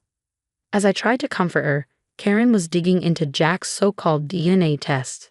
"It's from some sketchy lab I've never heard of," she told me. "This place isn't even accredited. Their results wouldn't hold up in court." But why would Jack use a shady lab? And then it clicked. Tom. I knew he had to be involved. I cornered Tom outside his office one day. "What do you know about Jack's DNA test?" I demanded. He tried to brush me off, but I wasn't having it. "Cut the crap, Tom. I know you're involved." Tom's face paled. "Look, Melissa, I didn't want any part of this, but Jack, he was convinced you cheated on him." "That's bull, and you know it." "I know, but then Sarah got involved, and—" "Sarah? What does she have to do with this?" I asked, my heart pounding. Tom's eyes widened, realizing he'd said too much. That's when the final piece of the puzzle fell into place. "Oh my God," I whispered. "Jack and Sarah are having an affair, aren't they?" Tom's silence was all the confirmation I needed. It felt like a punch to the gut. "How long?" I demanded. A few months, Tom admitted, looking genuinely sorry. I'm so sorry, Melissa. I wanted to tell you, but I cut him off and drove home in a daze. Everything made sense now, the late nights, the secret phone calls, the distance between us. Jack hadn't accused me of cheating because he actually believed it. He had done it to create an escape route for himself and Sarah. When I got home, I found Lily curled up on the couch, staring at old family photos. Mom, does Dad not love us anymore? She asked, her voice barely a whisper. I sat next to her and pulled her close. Oh, sweetie, your dad, he's made some really big mistakes, but none of this is your fault, okay? As I held her, trying to soothe her broken heart while my own world was falling apart, a cold determination settled over me.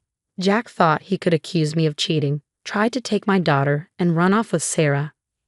He had no idea who he was messing with. It's going to be okay, Lily, I whispered, kissing her head. Mom's going to fix this. And fix it, I would. Jack wanted to play dirty. Fine, but he was about to learn that hell hath no fury like a mother protecting her child. The gloves were coming off, and I was ready for a fight. For the next few weeks, I meticulously gathered evidence. Every late-night email, every suspicious bank transfer, I documented it all. Detective Lewis was impressed. You could put half the private investigators in this city out of business, she joked. But I wasn't laughing. I was out for blood. The annual company gala was just around the corner, the perfect stage for my grand reveal. Despite Jack's efforts to keep me away, I made sure I had an ironclad invitation. The night of the gala, I felt like a secret agent. My sleek gown concealed a small recorder, and tucked in my clutch was a USB drive containing all the evidence I had painstakingly gathered. As soon as I walked in, I spotted Jack. His arm was casually draped around Sarah's waist. The sight of them together made my blood boil.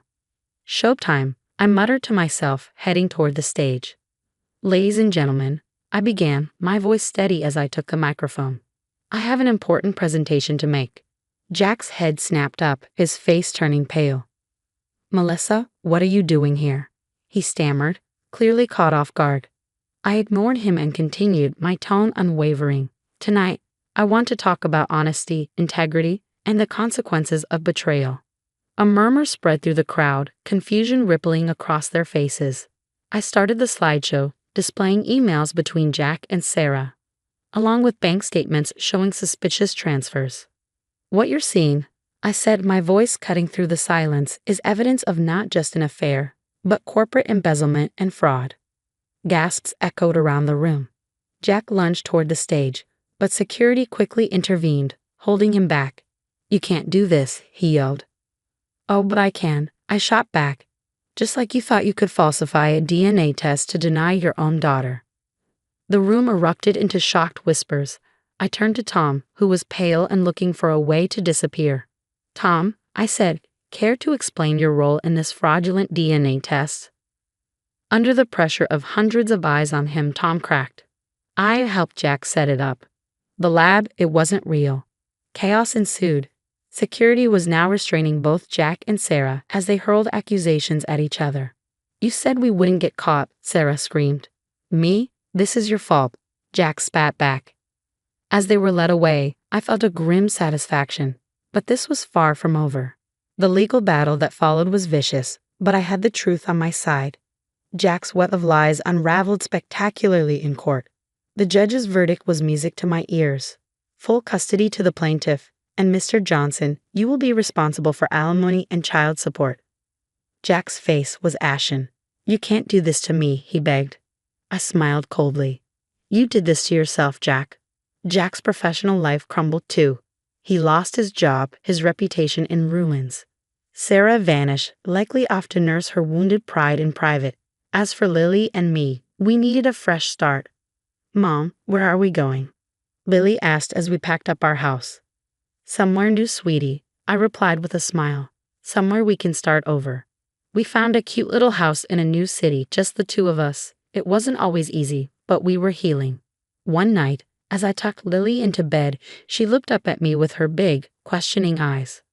Mom, are we going to be okay? I smiled, feeling truly confident for the first time in months. Yeah, baby, we're going to be more than okay. As I closed her door that night, I felt a weight lift from my shoulders. Jack and his toxicity were behind us. We had been through hell, but we came out stronger on the other side. Life wasn't perfect, but it was ours, and nobody, not Jack, not Sarah, not anyone, was going to mess with that again. The story's over, folks. But now I want to hear from you. Was Melissa justified in publicly exposing Jack's affair and fraud at the company gala, or should she have handled it privately? Does the severity of Jack's actions warrant such public humiliation? Share your thoughts in the comments. Your perspective might just help someone facing a similar dilemma. And if this tale of betrayal and sweet revenge got your blood pumping, hit that like button and subscribe for more real-life drama. You won't want to miss the next story, justice served cold. Hi, I'm Olivia, a 33-year-old teacher with a passion that extends beyond the classroom, vintage cars. My grandmother, who was as much a gearhead as she was a guiding light in my life, left me something that meant the world to both of us. Walking into the garage always brought a wave of nostalgia. Each car told a story of past road trips and shared laughter. The roar of the engines seemed to echo through time. This collection, now mine, wasn't just metal and rubber. It was the embodiment of freedom and the foundation of my future ambitions. Each car, polished to a gleaming shine, stood ready to fuel the dreams my grandmother once shared with me. "You're going to do great things, Olivia," she would say, her hands wrapped around a steaming mug of coffee. The garage lights cast shadows around us, whispering of the past. The plan was simple but full of promise. Sell the collection and start a business, a community hub, not just a school, where people could come to learn, grow, and connect. That's what she would have wanted. It wasn't just an investment, it was a legacy. As I sorted through the paperwork for the sales, each signature felt like a silent promise to her. The noise of the city faded, replaced by memories of her lessons about both cars and life. "Just remember, these cars are like people," her voice echoed in my mind. "They each have their quirks and stories. Treat them right, and they'll show you the world." The dream was in motion. At least that's what I thought. But the road ahead was about to take a sharp turn, thanks to Ryan, my husband, who had his own plans that didn't consider the promises I'd made to the woman who gave me so much. "Family comes first, Olivia," he would often remind me, his voice firm but reassuring. But whose family? And at what cost? The day I walked into the garage to find it empty, it felt like the ground beneath me had vanished. The cars, my dreams, my promises, all gone in what seemed like a twisted daylight heist. As I stood there, the reality of the missing cars began to sink in. When Ryan walked through the door that evening, his face didn't carry the guilt you'd expect from someone who had just dismantled a dream. "Why did you do it, Ryan? Where are the cars?" The sharpness in my voice startled even me. "They're gone, Olivia. I sold them," he said, as if declaring something trivial. "We needed the money for Megan's wedding. It's important to her, important to all of us." "That was for our future, Ryan. How could you make such a decision without even talking to me?" My voice cracked as anger and hurt swirled inside me. "Come on, Olivia. Don't be like that. Family comes first. You know this. Megan has been dreaming of this day her whole life." "Megan's dreams at the expense of mine? Is that how family works for you?" The coldness in my voice was new, born of betrayal. "Olivia, you're being unreasonable and selfish. Think about the family," he deflected, only adding fuel to my growing resolve. "And what am I then, Ryan? Just someone you can take from to please your sister." The room grew colder with each word as the argument spiraled. His defense became more about justifying his decisions than addressing the betrayal. "I did what I had to do for my family. You're my wife, Olivia. You should understand and support me." "Support you? In what?" "This decision." I snapped. "You've made it clear that my dreams don't matter." Unable to face the consequences of what he had done, Ryan grabbed his coat. "I can't deal with this right now," he muttered, heading for the door. "I'm going to stay with my parents." As the door slammed shut, the finality of it echoed the shattering trust between us. Alone in the empty garage, the weight of his betrayal sank in. I slid to the floor, my mind racing through every cherished memory tied to those cars and my grandmother's legacy. But in that moment of despair, a resolve hardened within me. This wasn't just a financial betrayal, it was personal, and it demanded action. The next morning, I called a lawyer, my voice steady.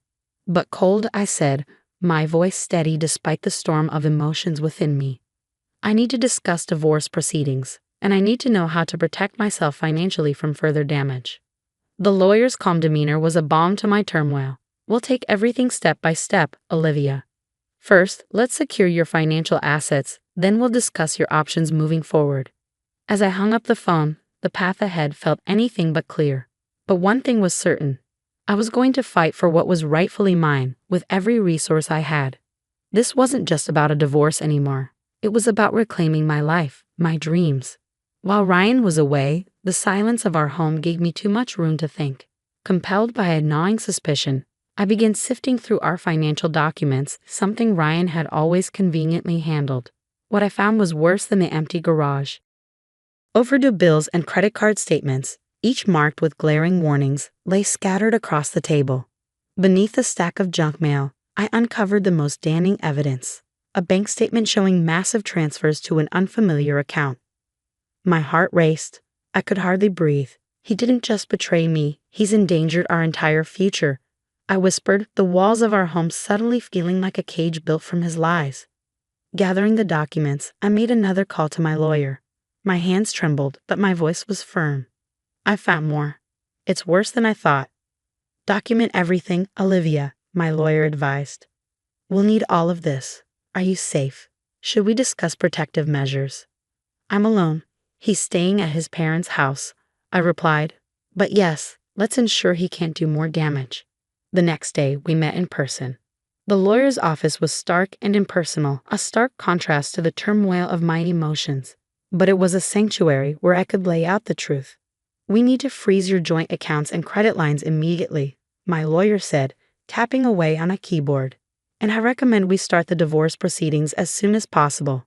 Based on what you've told me and the evidence you've provided, we have a strong case for financial misconduct. I nodded, the reality settling in. What about the cars? Is there any way to get them back, or at least get compensated for them? We can certainly include that in the settlement. It's clear that the sale wasn't just about the wedding. It was likely to stabilize his own financial mess. The lawyer replied, the tone clinical but not without empathy. That's just it, isn't it? I said bitterly. He sold my future to patch up his past. Yes, and we're going to address that. You're taking the right steps, Olivia. Protecting yourself now is paramount. The discussion turned to legal terms, procedures, and financial strategies.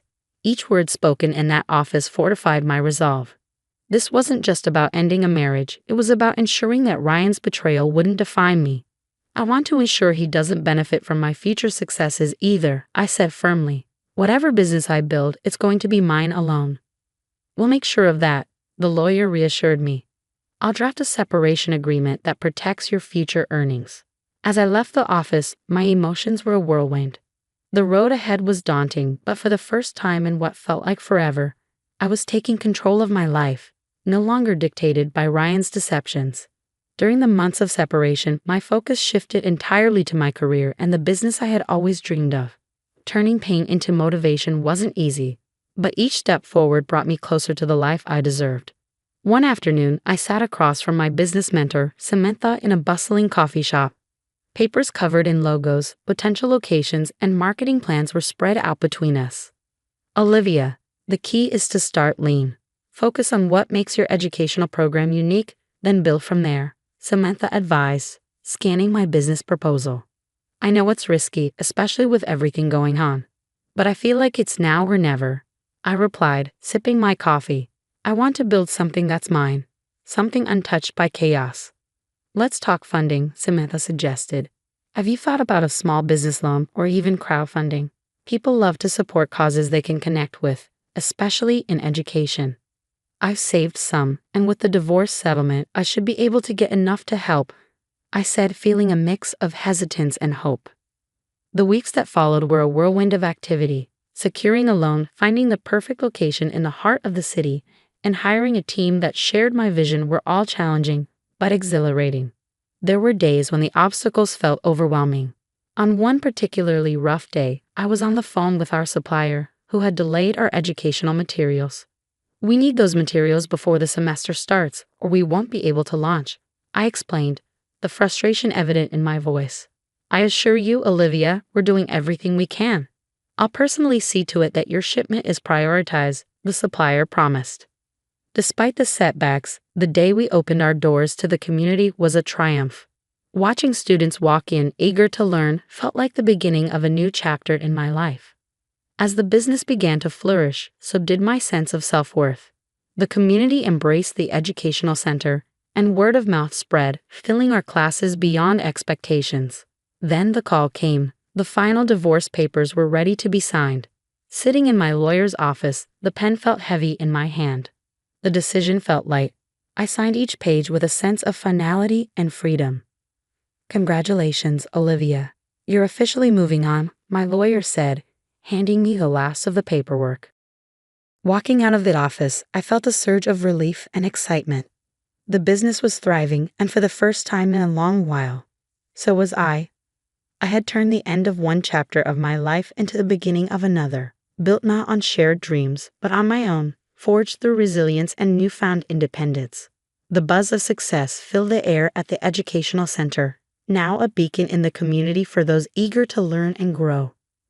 But just as things seemed to settle into a rhythm of accomplishment, Ryan resurfaced with demands that threatened to disrupt the peace I had fought so hard to create. One afternoon, as I reviewed class schedules and teacher feedback, my phone rang with a number I hadn't seen in months. Olivia, it's Ryan. I've been hearing about your success, and I think it's only fair we discuss my share. His voice came through, a blend of desperation and entitlement. Your share? I responded, gripping the phone tightly. Ryan, you have no claim to this. Everything here was built after our separation, with no ties to you or our past finances. But we were still married when you started planning this, Olivia. Doesn't that count for something? He argued, grasping at straws. It doesn't. And you know that. My lawyer made sure of it when we finalized the divorce. Everything was separated cleanly and legally, I replied, my voice steady, reflecting the legal safeguards I had put in place to protect my business. I need this, Olivia. Things haven't been great since the divorce. Ryan's voice cracked under the weight of his financial strain. Maybe you should have thought about that before you sold my grandmother's cars and lied about it. I've moved on, Ryan, and I suggest you do the same, I said, ending the call with a finality that mirrored my resolve. Later that week, I met with my lawyer to ensure all legal protections were still intact. Olivia, the separation agreement was very clear. He has no legal ground to claim any part of your business or future earnings. Everything is locked down tight, my lawyer reassured me, handing over a copy of the document for my records. Thank you. I just needed to hear that again, especially now, I replied, feeling the weight of the past trying to claw its way back into my present. As I walked through the bustling halls of my center, watching the lively interactions between students and staff, I reflected on the journey that had brought me here, the betrayal, the struggle, the rise. It had all led to a life built on my own terms, guided by my integrity and my dreams. Hi, I'm Sarah Thompson, a 38-year-old marketing executive, and boy, do I have a story to tell you, one about trust, betrayal, and the strength it takes to overcome life's curveballs. 5 years ago, I thought I'd hit the jackpot when I married James. He was charming, successful, and seemed to adore both me and my daughter, Emma. Emma was from my previous marriage, and James brought his son, Tyler, into our new family. I was determined to make it work, treating both kids equally and with all the love I could give. Emma, sweetheart, how about we invite Tyler to join us for movie night? I'd suggest, always trying to bridge the gap between the siblings. Emma would smile and nod eagerly. Can we watch a superhero movie? Tyler likes those. I'd smile back, proud of her efforts. Great idea. Why don't you go ask him? But more often than not, Tyler would shrug and decline. Nah, I'm good. Got plans with my friends. James would always reassure me, wrapping his arm around my shoulders. Sarah, he's a teenager. It's normal for him to want space. I'd nod, burying my doubts. You're right, I just want us all to be close. Things started to change after my parents passed away 2 years ago. They left me a substantial inheritance, and I wanted to use it wisely. James, I think we should set this money aside for Emma's future, I said one evening as we sorted through the paperwork. He nodded, but there was something in his eyes that unsettled me. Of course, but we should think about Tyler too. He's closer to college age. A flicker of unease hit me. Tyler's mom is handling his college fund, remember? That's what we agreed on when we got married. He sighed, a bit too casually. I know, but we should keep our options open. That should have been a red flag. My best friend Olivia had tried to warn me. We were having coffee one afternoon when she broached the subject. Sarah, don't you think James favors Tyler a little too much? She asked gently. I bristled at first. What? No, he loves both kids equally. Olivia raised an eyebrow. Are you sure? I've seen how he is with them. It's different. I brushed it off. Blending families is hard, Liv. We're still figuring it out. But her words lingered, and I nodded as she added, just keep your eyes open. And remember, I'm here if you need me. Over the next few months, a gnawing feeling began to grow. Our finances seemed off. Bills I thought I'd paid showed up as overdue, and our savings were depleting faster than I could explain. James, have you noticed anything strange with our bank statements? I asked one evening. He barely glanced up from his phone. Nope. Everything's fine. Why? I hesitated. I don't know. Something feels off. His eyes finally met mine, his expression unreadable. Sarah, you worry too much. I've got everything under control. I wanted to believe him. But one evening, while going through our joint account, I spotted it. A $5,000 withdrawal I knew I hadn't made. My heart raced as I dug deeper. The more I looked, the worse it got. Multiple large withdrawals, passwords changed without my knowledge. Panic set in. That night, I called Olivia. Liv, I think something's really wrong, I said, my voice trembling. What's going on? She asked, concerned. I spilled everything. The withdrawals, the locked accounts, James's strange behavior. Sarah, this sounds serious. I think you need help. I know a private investigator, Mike Carson. He's discreet and thorough. Want me to give him a call? I hesitated but agreed. A week later, Mike called me to his office. The grim look on his face told me everything. I knew it was coming before Mike even opened his mouth. Mrs. Thompson, I'm afraid I have some bad news, he began. As he laid out his findings, it felt like the ground was crumbling beneath me. James hadn't just been making a few unauthorized withdrawals. He'd been systematically embezzling money from our joint account. He's been transferring large sums of money to an account in Tyler's name, Mike said, sliding a document across the desk. I stared at the paper, unable to comprehend what I was seeing. Money that was supposed to secure both of our children's futures, money from my inheritance. There's more, Mike continued. We have evidence that James told Tyler this money was a gift for his future. Tyler's been aware of this arrangement for some time. That night, I confronted James. I'll never forget the look on his face when he realized he'd been caught. It wasn't remorse or shame. It was irritation, as though I had inconvenienced him. Tyler needs it more, he said, as if that justified everything. He's closer to college age. And what about Emma's future? I demanded, my voice rising. What have you left for her? James had the audacity to shrug. There's a savings bond in her name. That should be enough. I was speechless, but the betrayal ran deeper than I ever could have imagined. Over the next few days, I uncovered more lies. Friends started reaching out, concerned about things James had apparently been saying about me. He'd been painting me as unstable, unreasonable, a bad mother. And Emma, my sweet Emma, had been caught in the middle. James had been manipulating her, making her keep secrets from me. As the full extent of James and Tyler's deception became clear, I felt a rage I'd never known. Sitting in my car outside the house, a house that no longer felt like home, I made a decision. This wasn't over, not by a long shot. James and Tyler might think they'd won, but they had no idea what was coming. I was done being the victim. It was time to fight back. James had already proven he was willing to lie and steal. I couldn't let him see me coming. The next morning, I called in sick to work and met with Lisa Chen, a divorce lawyer Olivia had recommended. Based on what you've told me, Sarah, we have a strong case for financial fraud, Lisa said, her eyes sharp behind her glasses. But we'll need ironclad evidence. Can you get access to all your financial records? I nodded, determination hardening my resolve. I'll find a way.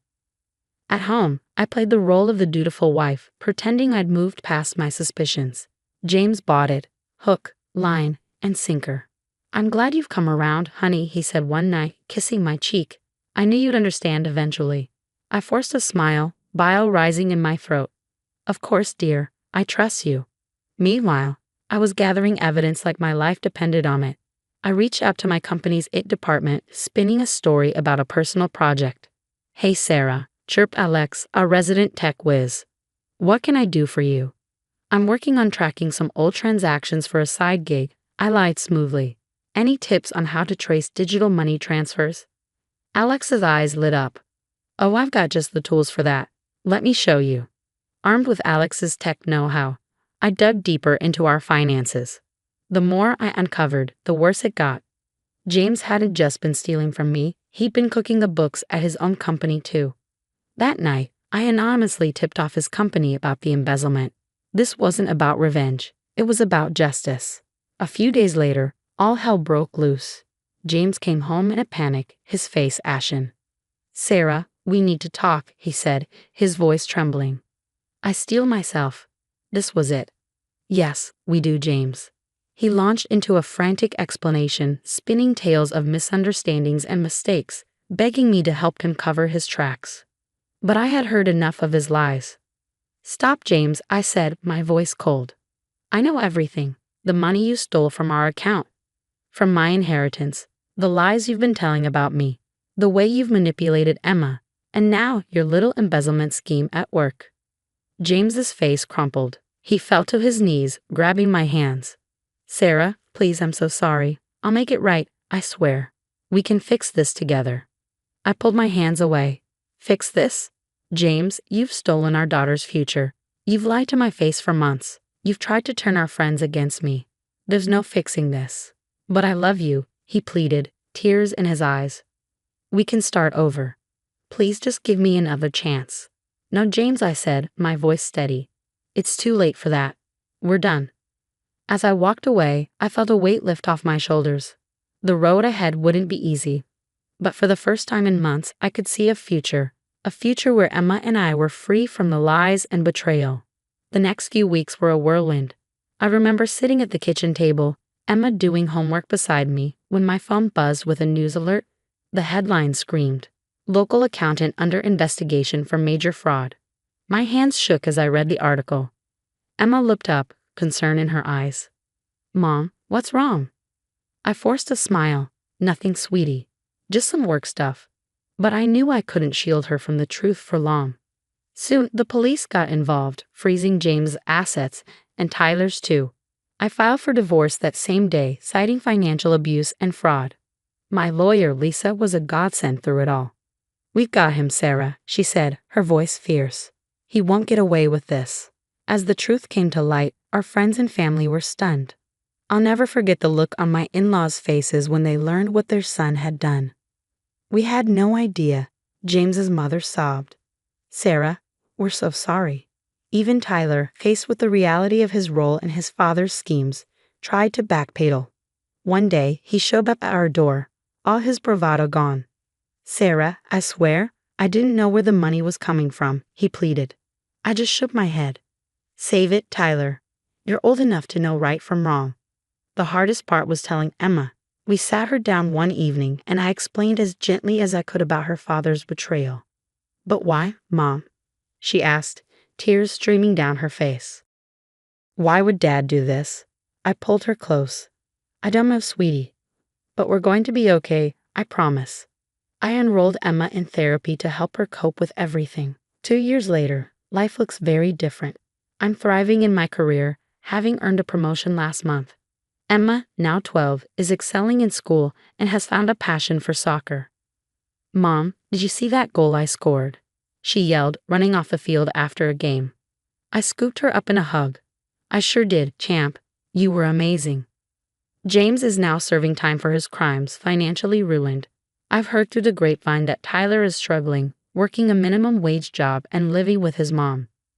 As for me, I feel vindicated, stronger than I ever thought possible. Emma and I have built a stable, loving home, free from the toxic influences of our past. Looking back, I realize that while the betrayal nearly broke me, it also showed me just how resilient I am. Emma and I faced the storm together, and we've come out stronger on the other side. Our future is bright, filled with love, trust, and endless possibilities. And that's a happy ending I never saw coming.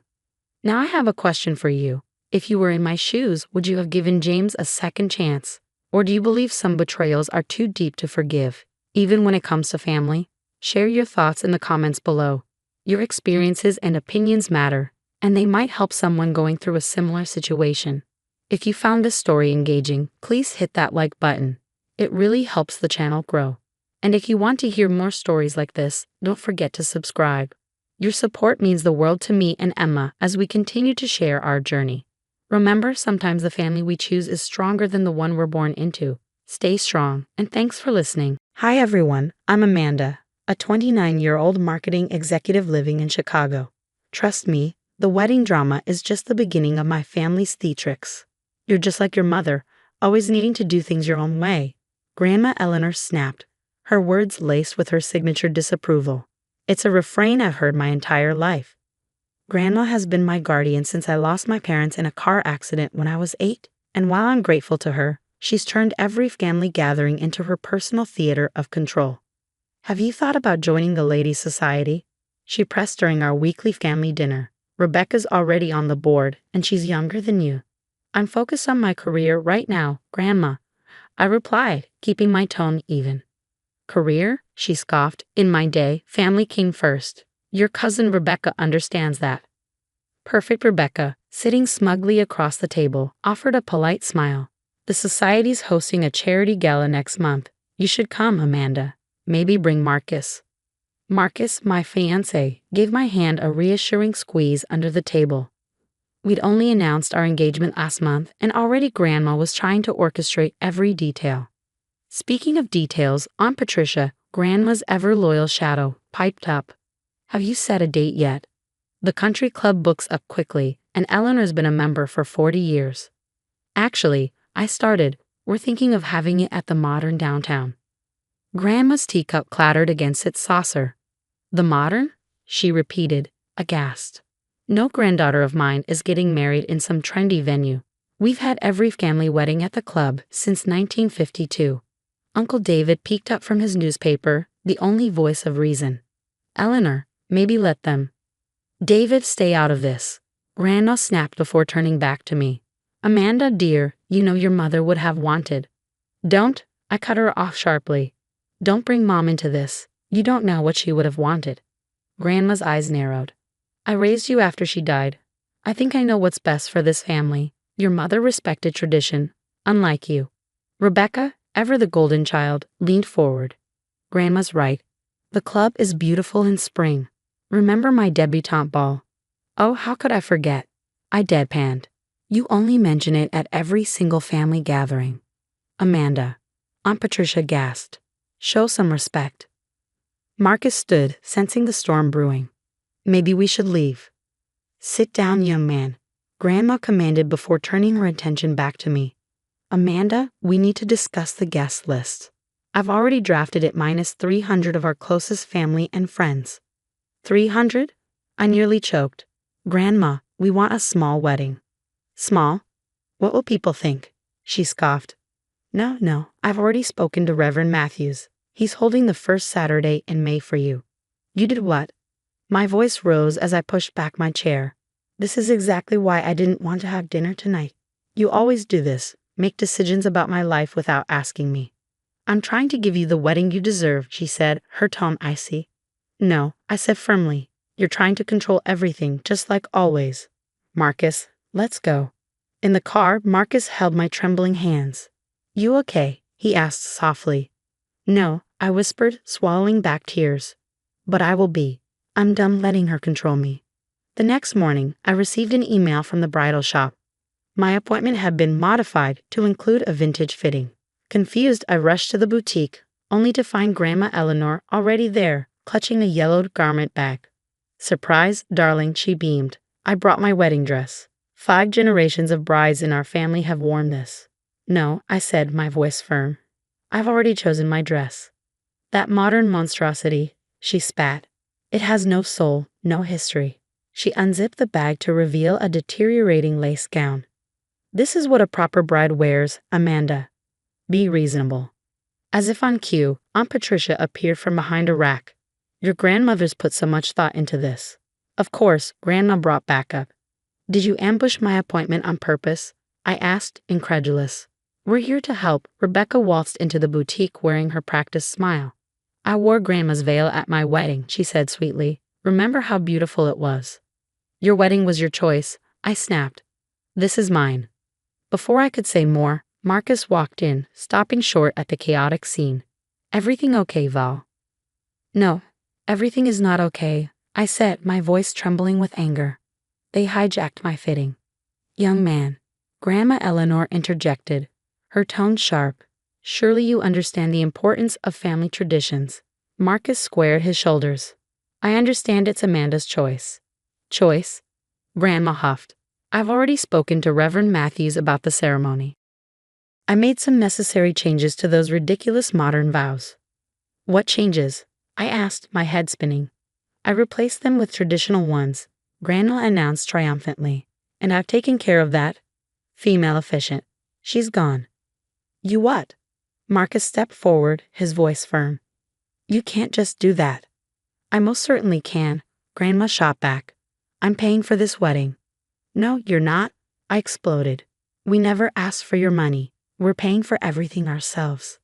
Her face darkened. Then you'll regret it. No financial support. No club membership. Nothing. Grandma.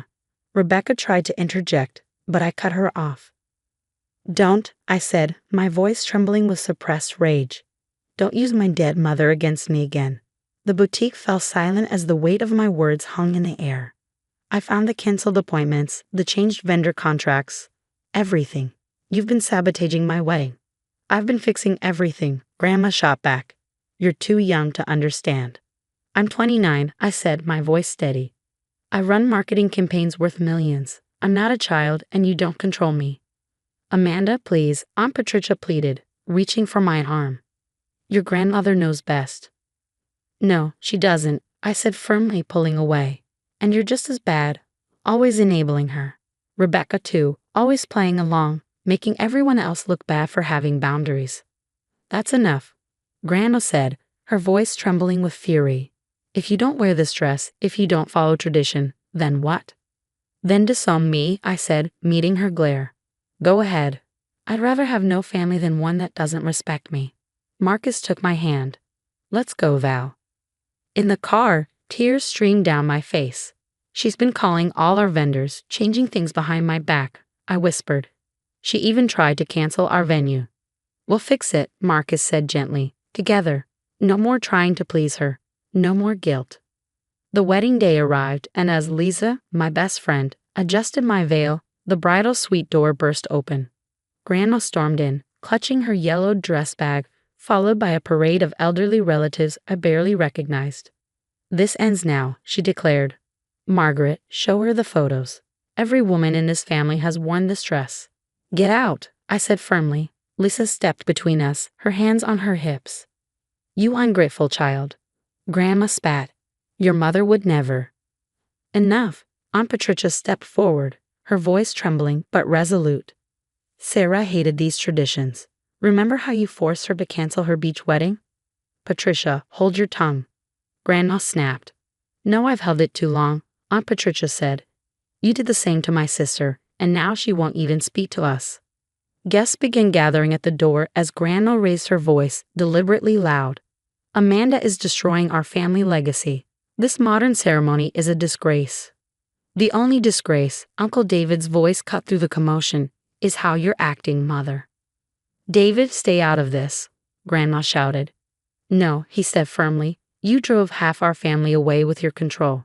Sarah wanted something different for Amanda. You don't know what Sarah wanted, Grandma hissed. Yes, I do, he said, pulling out an envelope. She left a letter for Amanda.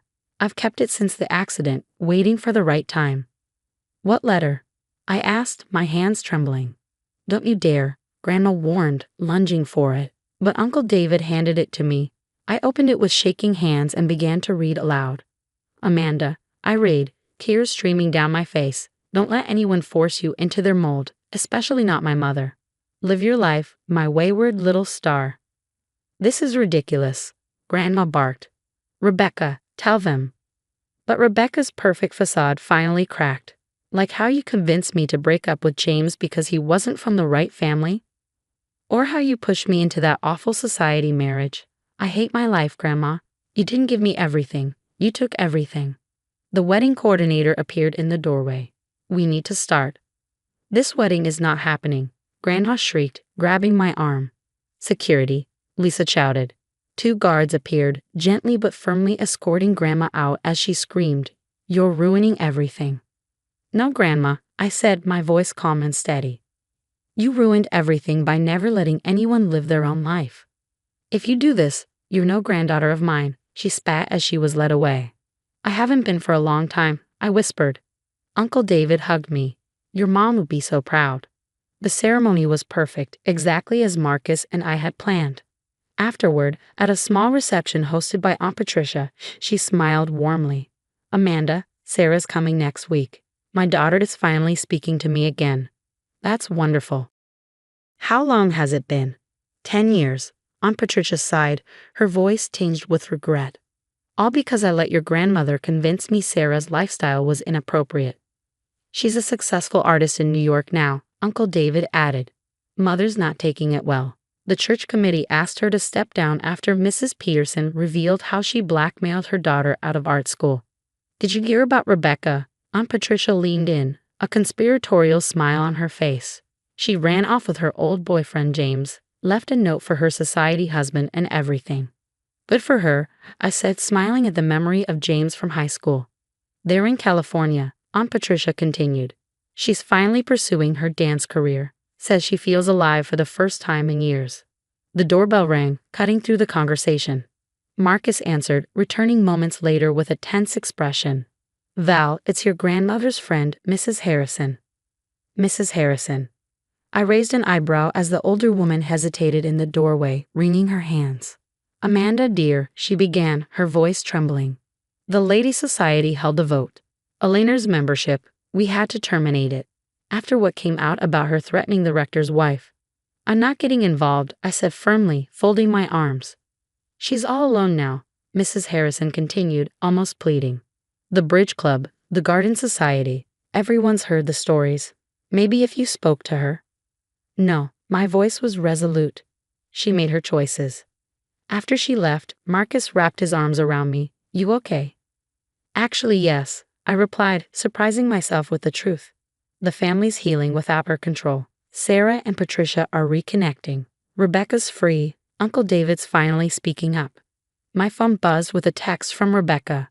"Starting dance classes tomorrow. James says hi, miss you all." She's still sitting alone in that big house, Aunt Patricia mentioned softly, refusing to acknowledge any wrongdoing. "That's her choice," I said simply, "just like this is ours." Uncle David raised his glass, his smile warm. "To Amanda and Marcus, for showing us it's never too late to break free." "To freedom," everyone echoed, their voices bright with hope. Outside, autumn leaves swirled past the window, painting a world in shades of gold and crimson.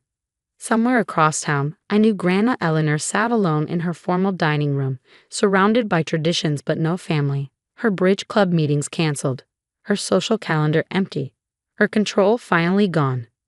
But here, in my home filled with love and laughter, I was exactly where I wanted to be. No guilt, no manipulation, no toxic traditions, just family, the way it should be. Marcus squeezed my hand, and I smiled. Sometimes the best family isn't the one you're born into. It's the one you choose to build. What would you do if you discovered that your most cherished family member was manipulating multiple lives behind the scenes? Would you stay silent to keep the peace, or would you be the one to break the cycle of generational trauma, even if it meant losing your support system? Share your thoughts in the comments below. Have you ever had to choose between family traditions and your own happiness? How did it turn out? If you enjoyed Amanda's journey of breaking free from toxic control and creating a healthier family dynamic, don't forget to like this video and subscribe for more real stories of empowerment and resilience. Hey everyone, I'm Olivia. I'm 17, top of my class, and completely obsessed with art and history. My roots covered in posters of Roman architecture and Renaissance paintings. Yeah, I'm that kid. "Olivia, dinner's ready." My mom's voice echoed up the stairs. I sighed, putting down my sketchbook. Another family dinner, another chance to feel like the invisible child.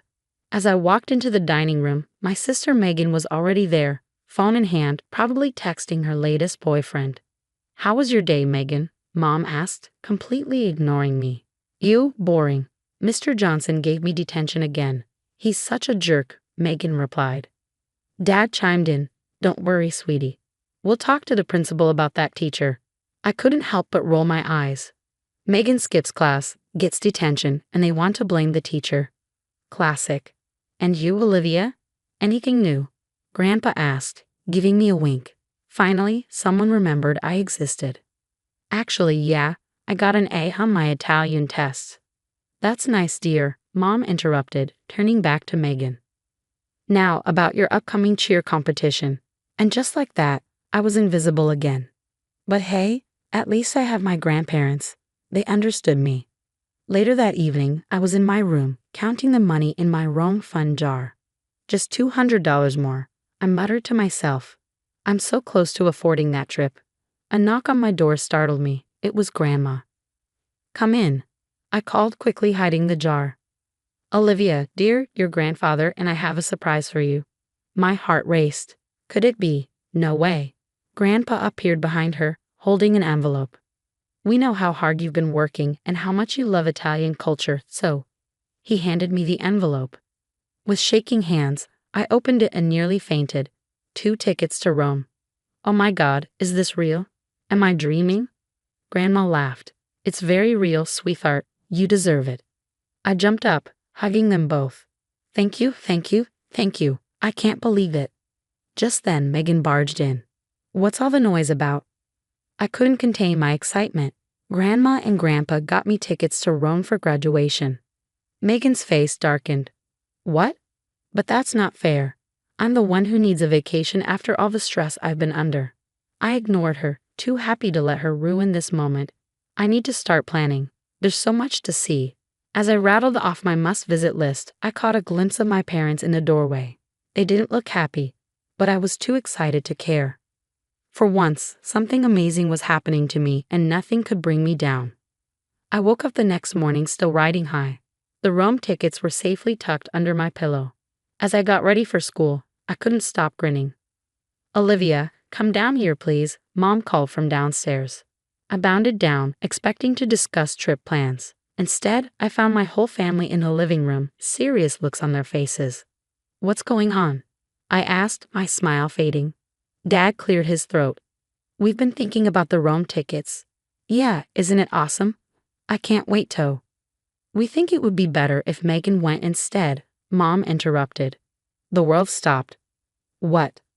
"Megan's been under a lot of stress lately," Dad explained. "She could really use this trip." I turned to my grandparents, hoping for support. They looked as shocked as I felt. "But those were my tickets," I stammered. "Grandma and Grandpa gave them to me." Megan smirked. "Don't be selfish, Olivia. You know I need this more than you." "This isn't right," Grandpa interjected. "We gave those tickets to Olivia as a reward for her hard work." Mom sighed. "Dad, you don't understand. Megan's been struggling. This could really turn things around for her." "And what about Olivia?" Grandma demanded. "What about her dreams?" "She'll be fine," Dad waved off. "She's always fine." The argument escalated. Voices raised, accusations flew. I stood there numb as my dream crumbled around me. "Fine," I finally said, my voice barely a whisper. "Take the stupid tickets." I ran upstairs, slamming my door. Tears streamed down my face as I collapsed on my bed. How could they do this to me? The next few days were a blur. I went through the motions at school, avoided family dinners, and spent most of my time locked in my room. One afternoon, as I was mindlessly scrolling through my phone, I overheard my parents arguing in their room. "We can't keep doing this, John," Mom hissed. "The credit cards are maxed out, the bank's calling about the mortgage." I know, but what choice do we have? We can't let Megan's mistakes ruin her future." My ears perked up. Mistakes? What mistakes? "Maybe if we dip into Olivia's college fund again." I gasped, then quickly covered my mouth. My college fund. They'd been using my money. Suddenly, everything started clicking into place. The new car Megan got last year, the expensive cheerleading camp, the constant shopping sprees. I felt sick. They'd been stealing from me to cover Megan's screw-ups. That night, I couldn't sleep. My mind raced with questions. How long had this been going on? How much had they taken? And most importantly, what was I going to do about it?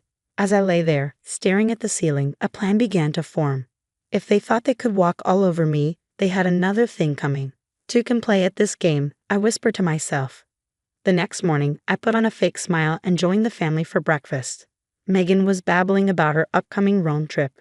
I'm thinking of extending my stay, she said casually. Maybe hit up Paris too. Mom and Dad exchanged worried glances. I bit my tongue, storing away this information. As I headed out for school, I made a detour. It was time to pay a visit to the bank and find out exactly what was going on with my accounts. The game was on, and I was playing to win.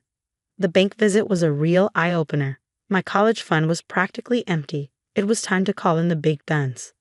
Jake, I need your help, I said, cornering my best friend at his locker. What's up, Liv? You look like you've seen a ghost.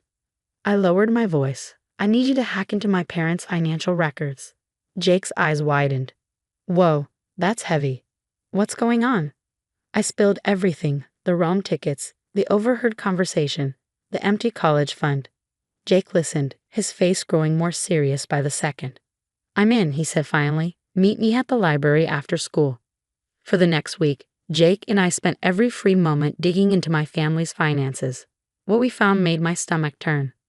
Look at this, Jake pointed at his laptop screen. Your dad's been siphonning money from the family business for years. I leaned in, squinting at the numbers. But where's it all going? Jake pulled up another window. Looks like most of it's been covering Megan's expenses, unpaid credit cards, car payments, even bail money. Bail money? I gasped.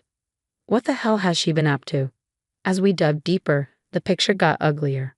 Dad had been cooking the books, taking out shady loans, even dabbling in some not-so-legal side hustles to keep up with Megan's lifestyle and cover their mounting debts. This is insane, I muttered, running my hands through my hair. What am I supposed to do with all this? Jake gave me a long look. You know what you have to do, Liv. I did know, but the thought of turning in my own parents made me sick. That night, I tossed and turned, weighing my options. On one hand, they were my family. On the other, they'd stolen my future, betrayed my trust, and broken the law. By morning, I'd made my decision. It was time to take action. First stop, my grandparents. I laid out everything Jake and I had discovered. I can't believe it, Grandma whispered, tears in her eyes. How could they do this? Grandpa's face was grim. What do you need from us, Olivia? Your support, I said, and maybe a place to stay when this all goes down. They agreed without hesitation. Next, I approached Ms. Rodriguez, my favorite teacher. She'd always been in my corner, and I needed an adult on my side who wasn't family. This is a serious situation, Olivia, she said after I explained everything. Are you sure you want to go through with this? I nodded. I have to for my future, and honestly, for Megan's too. This can't go on. Ms. Rodriguez sighed. All right, I'll help however I can. With my allies in place, Jake and I started formulating our plan. We need to gather irrefutable evidence, Jake said. Something they can't wiggle out of. I thought for a moment. The family reunion next month. Everyone will be there, including Dad's business partners. Jake grinned. Perfect. We can set up hidden cameras, maybe even get some of them to incriminate themselves on tape. As we hashed out the details, a mix of excitement and dread bubbled in my stomach. This was really happening. You okay? Jake asked, noticing my expression. I took a deep breath. Yeah. It's just, once we do this, there's no going back. Everything changes. Jake squeezed my hand. Sometimes change is necessary. You've got this. Liv. I nodded, steeling myself. The countdown to the family reunion and the biggest confrontation of my life had begun. The day of the family reunion arrived and my heart was pounding. Jake and I had spent weeks meticulously setting everything up. Hidden cameras were in place and we had a fail-safe plan to expose everything. As family members and Dad's business partners began to arrive, I plastered on a fake smile. Great to see you, Uncle Bob. How's the golf game? Meanwhile, Megan was holding court in the living room, bragging about her upcoming Rome trip. It's going to be so amazing. I might even stay for a whole month. I caught Mom and Dad exchanging worried glances. Showtime. I clinked my glass to get everyone's attention. I'd like to make a toast to family and to the truth. With that, I nodded to Jake, who hit play on his laptop. Suddenly, the TV screen lit up with damning financial records and recorded conversations. Dad's face went pale. "What is this?" "This," I said, my voice shaking but determined, "is the truth about where our family's money has been going." The room erupted into chaos. Dad's business partners were shouting, demanding explanations. Aunt Susan was crying, and Megan was having a full-blown meltdown. "You can't do this to me," she screamed. "How am I supposed to pay for my DUI lawyer?" Then the room fell silent. "Mom, what DUI?" Megan's eyes widened as she realized what she had said. I mean, but it was too late. The floodgates had opened. Megan spilled everything. The drunk driving, the shoplifting, the credit card fraud. With every word, Mom and Dad looked more and more defeated. Suddenly, sirens wailed in the distance. Miss Rodriguez had come through, alerting the authorities at the perfect moment.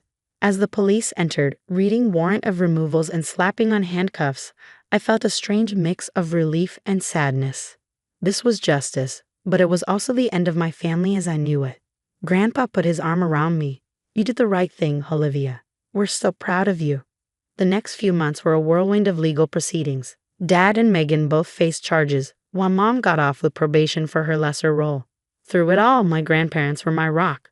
One evening, Grandma said, "How would you feel about us being your legal guardians?" I hugged her tightly, tears in my eyes. "I'd love that." As the dust settled, something unexpected happened. The judge ordered that all stolen funds be returned, including my college fund. And remember those Rome tickets? They were mine again. So that summer, instead of moping over lost dreams, I found myself strolling through the Roman Forum with my grandparents, gelato in hand, to new beginnings. Grandpa raised his cone in a toast. To justice and gelato. I grinned.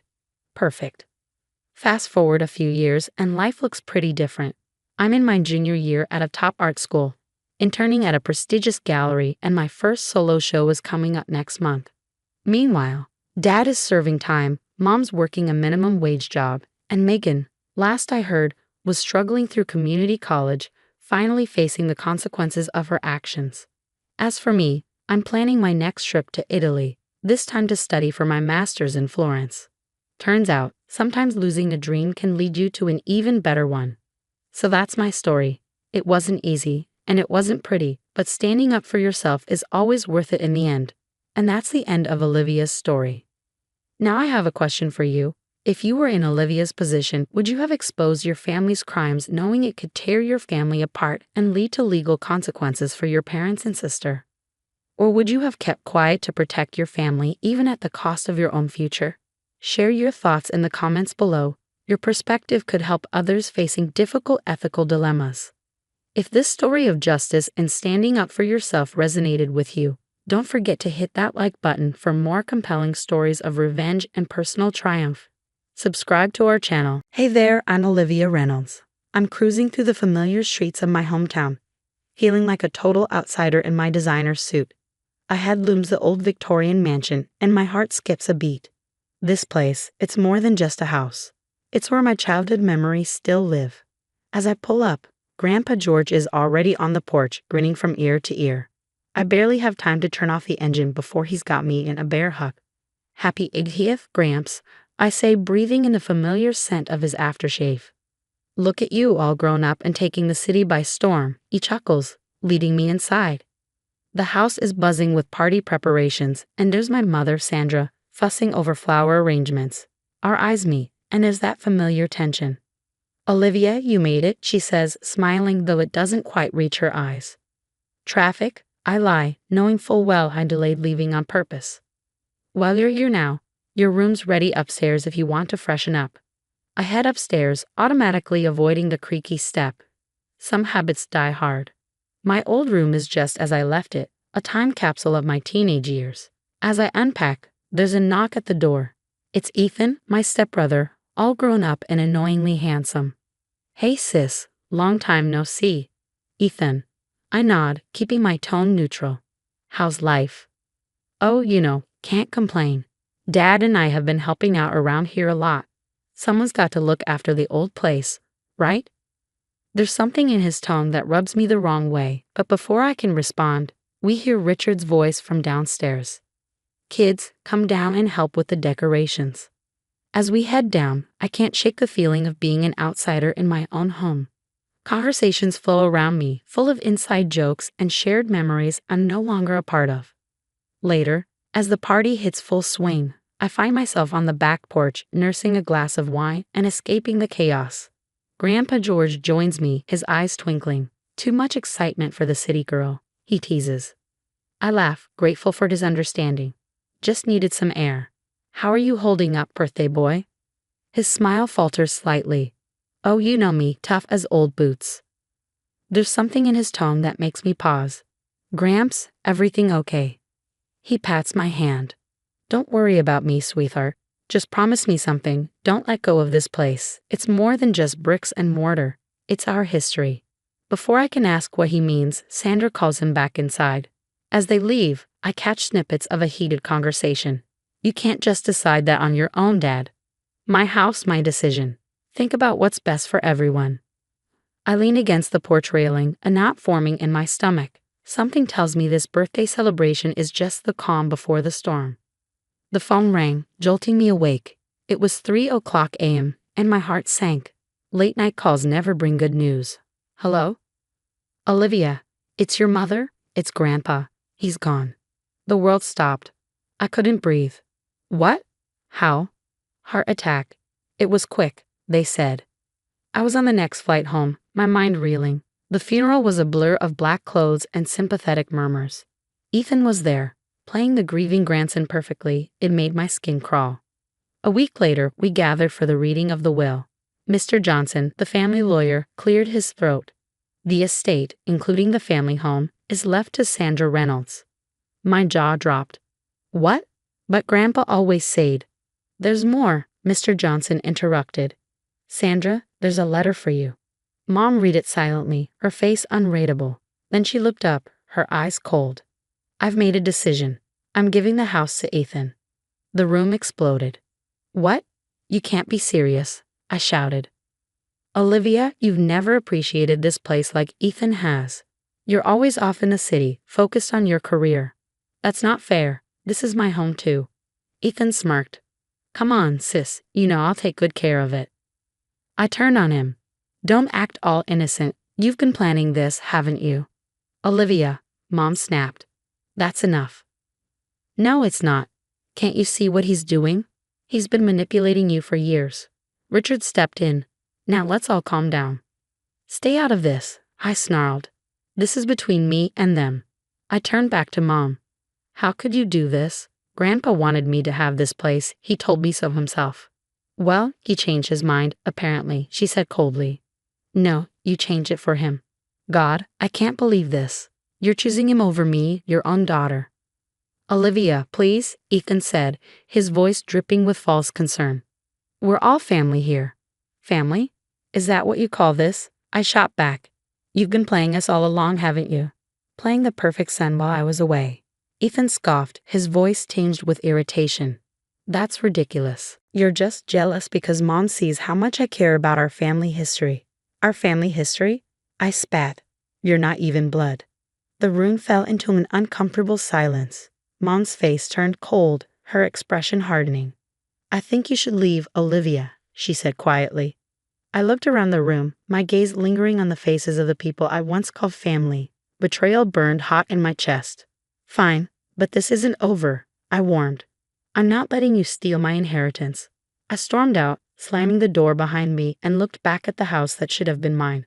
Something inside me hardened.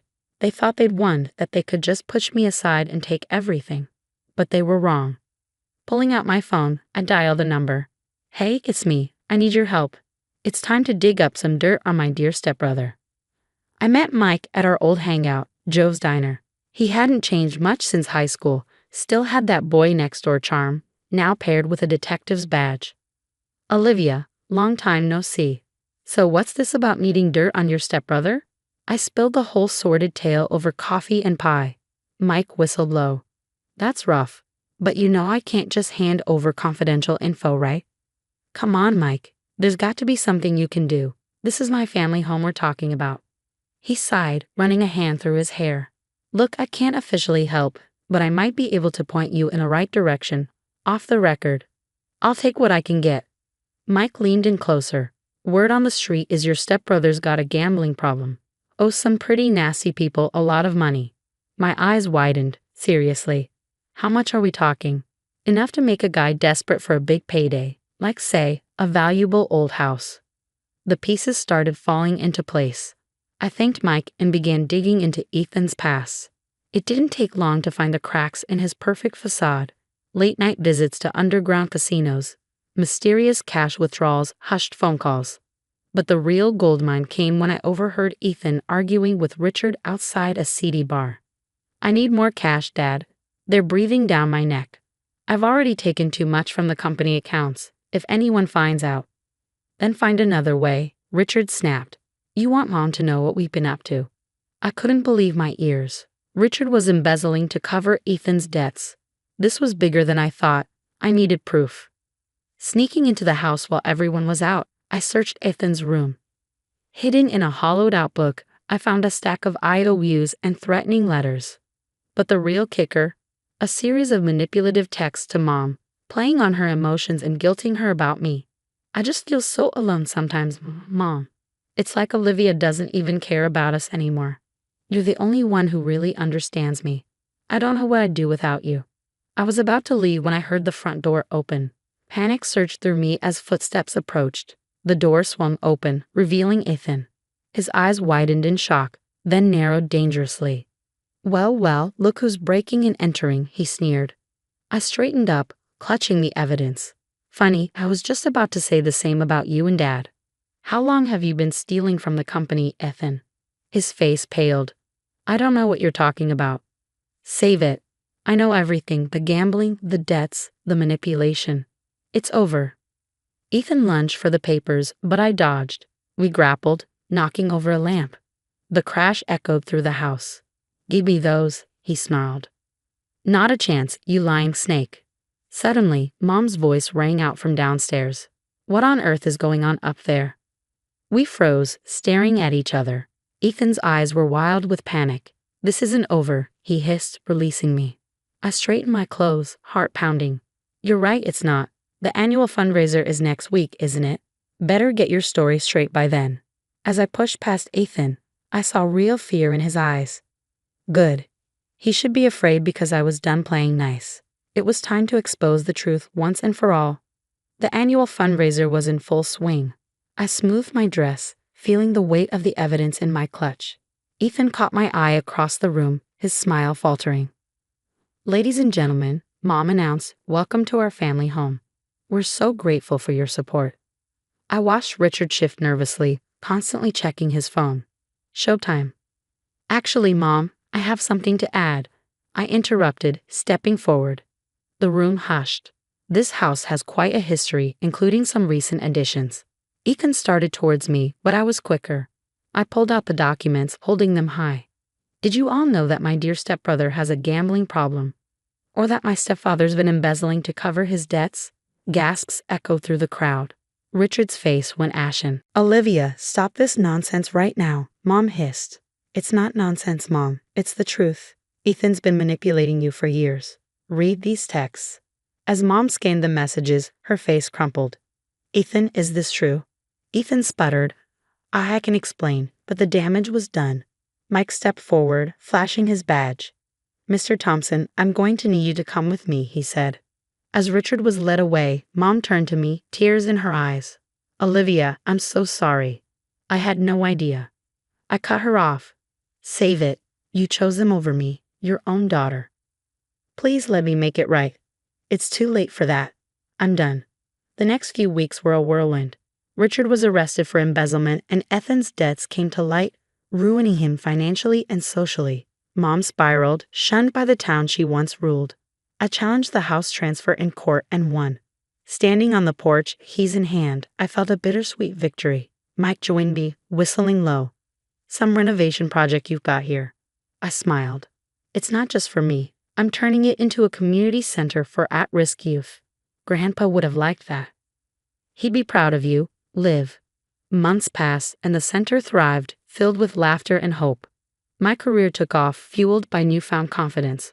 One day, as I was leaving work, I spotted a familiar figure, Mom, looking older and worn, staring at me from across the street. For a moment, our eyes met. Then I turned and walked away, head held high. Later at home, I flipped on the news. A familiar face filled the screen. Former local businessman Ethan Thompson was sentenced today for fraud. I switched it off, smiling to myself. Justice served. A knock at the door interrupted my thoughts. It was Mike, grinning and holding up a pizza box. Thought you could use a break from all that corporate climbing and community saving. I laughed, letting him in. As we settled on the porch overlooking the town, I felt a sense of peace wash over me. You know, Mike said between bites, "You're pretty incredible, Olivia. The way you handled everything turned it all around." I shrugged but couldn't hide my smile. I had some good people in my corner. "Well, here's to new beginnings," he said, raising his soda can. I clinked mine against his, looking out at the futures stretching before me. To new beginnings and writing our own history. The story of Olivia's fight for justice in her family home has come to an end. Now I've got a question for you. If you were in Olivia's shoes, would you have cut ties with your mother completely or given her a chance to make amends? Was Olivia too harsh, or did Sandra's betrayal justify the permanent rift? Share your thoughts in the comments below. Your perspective might just shed light on an angle we haven't considered. If this family drama got you thinking, hit that like button and subscribe to catch more stories.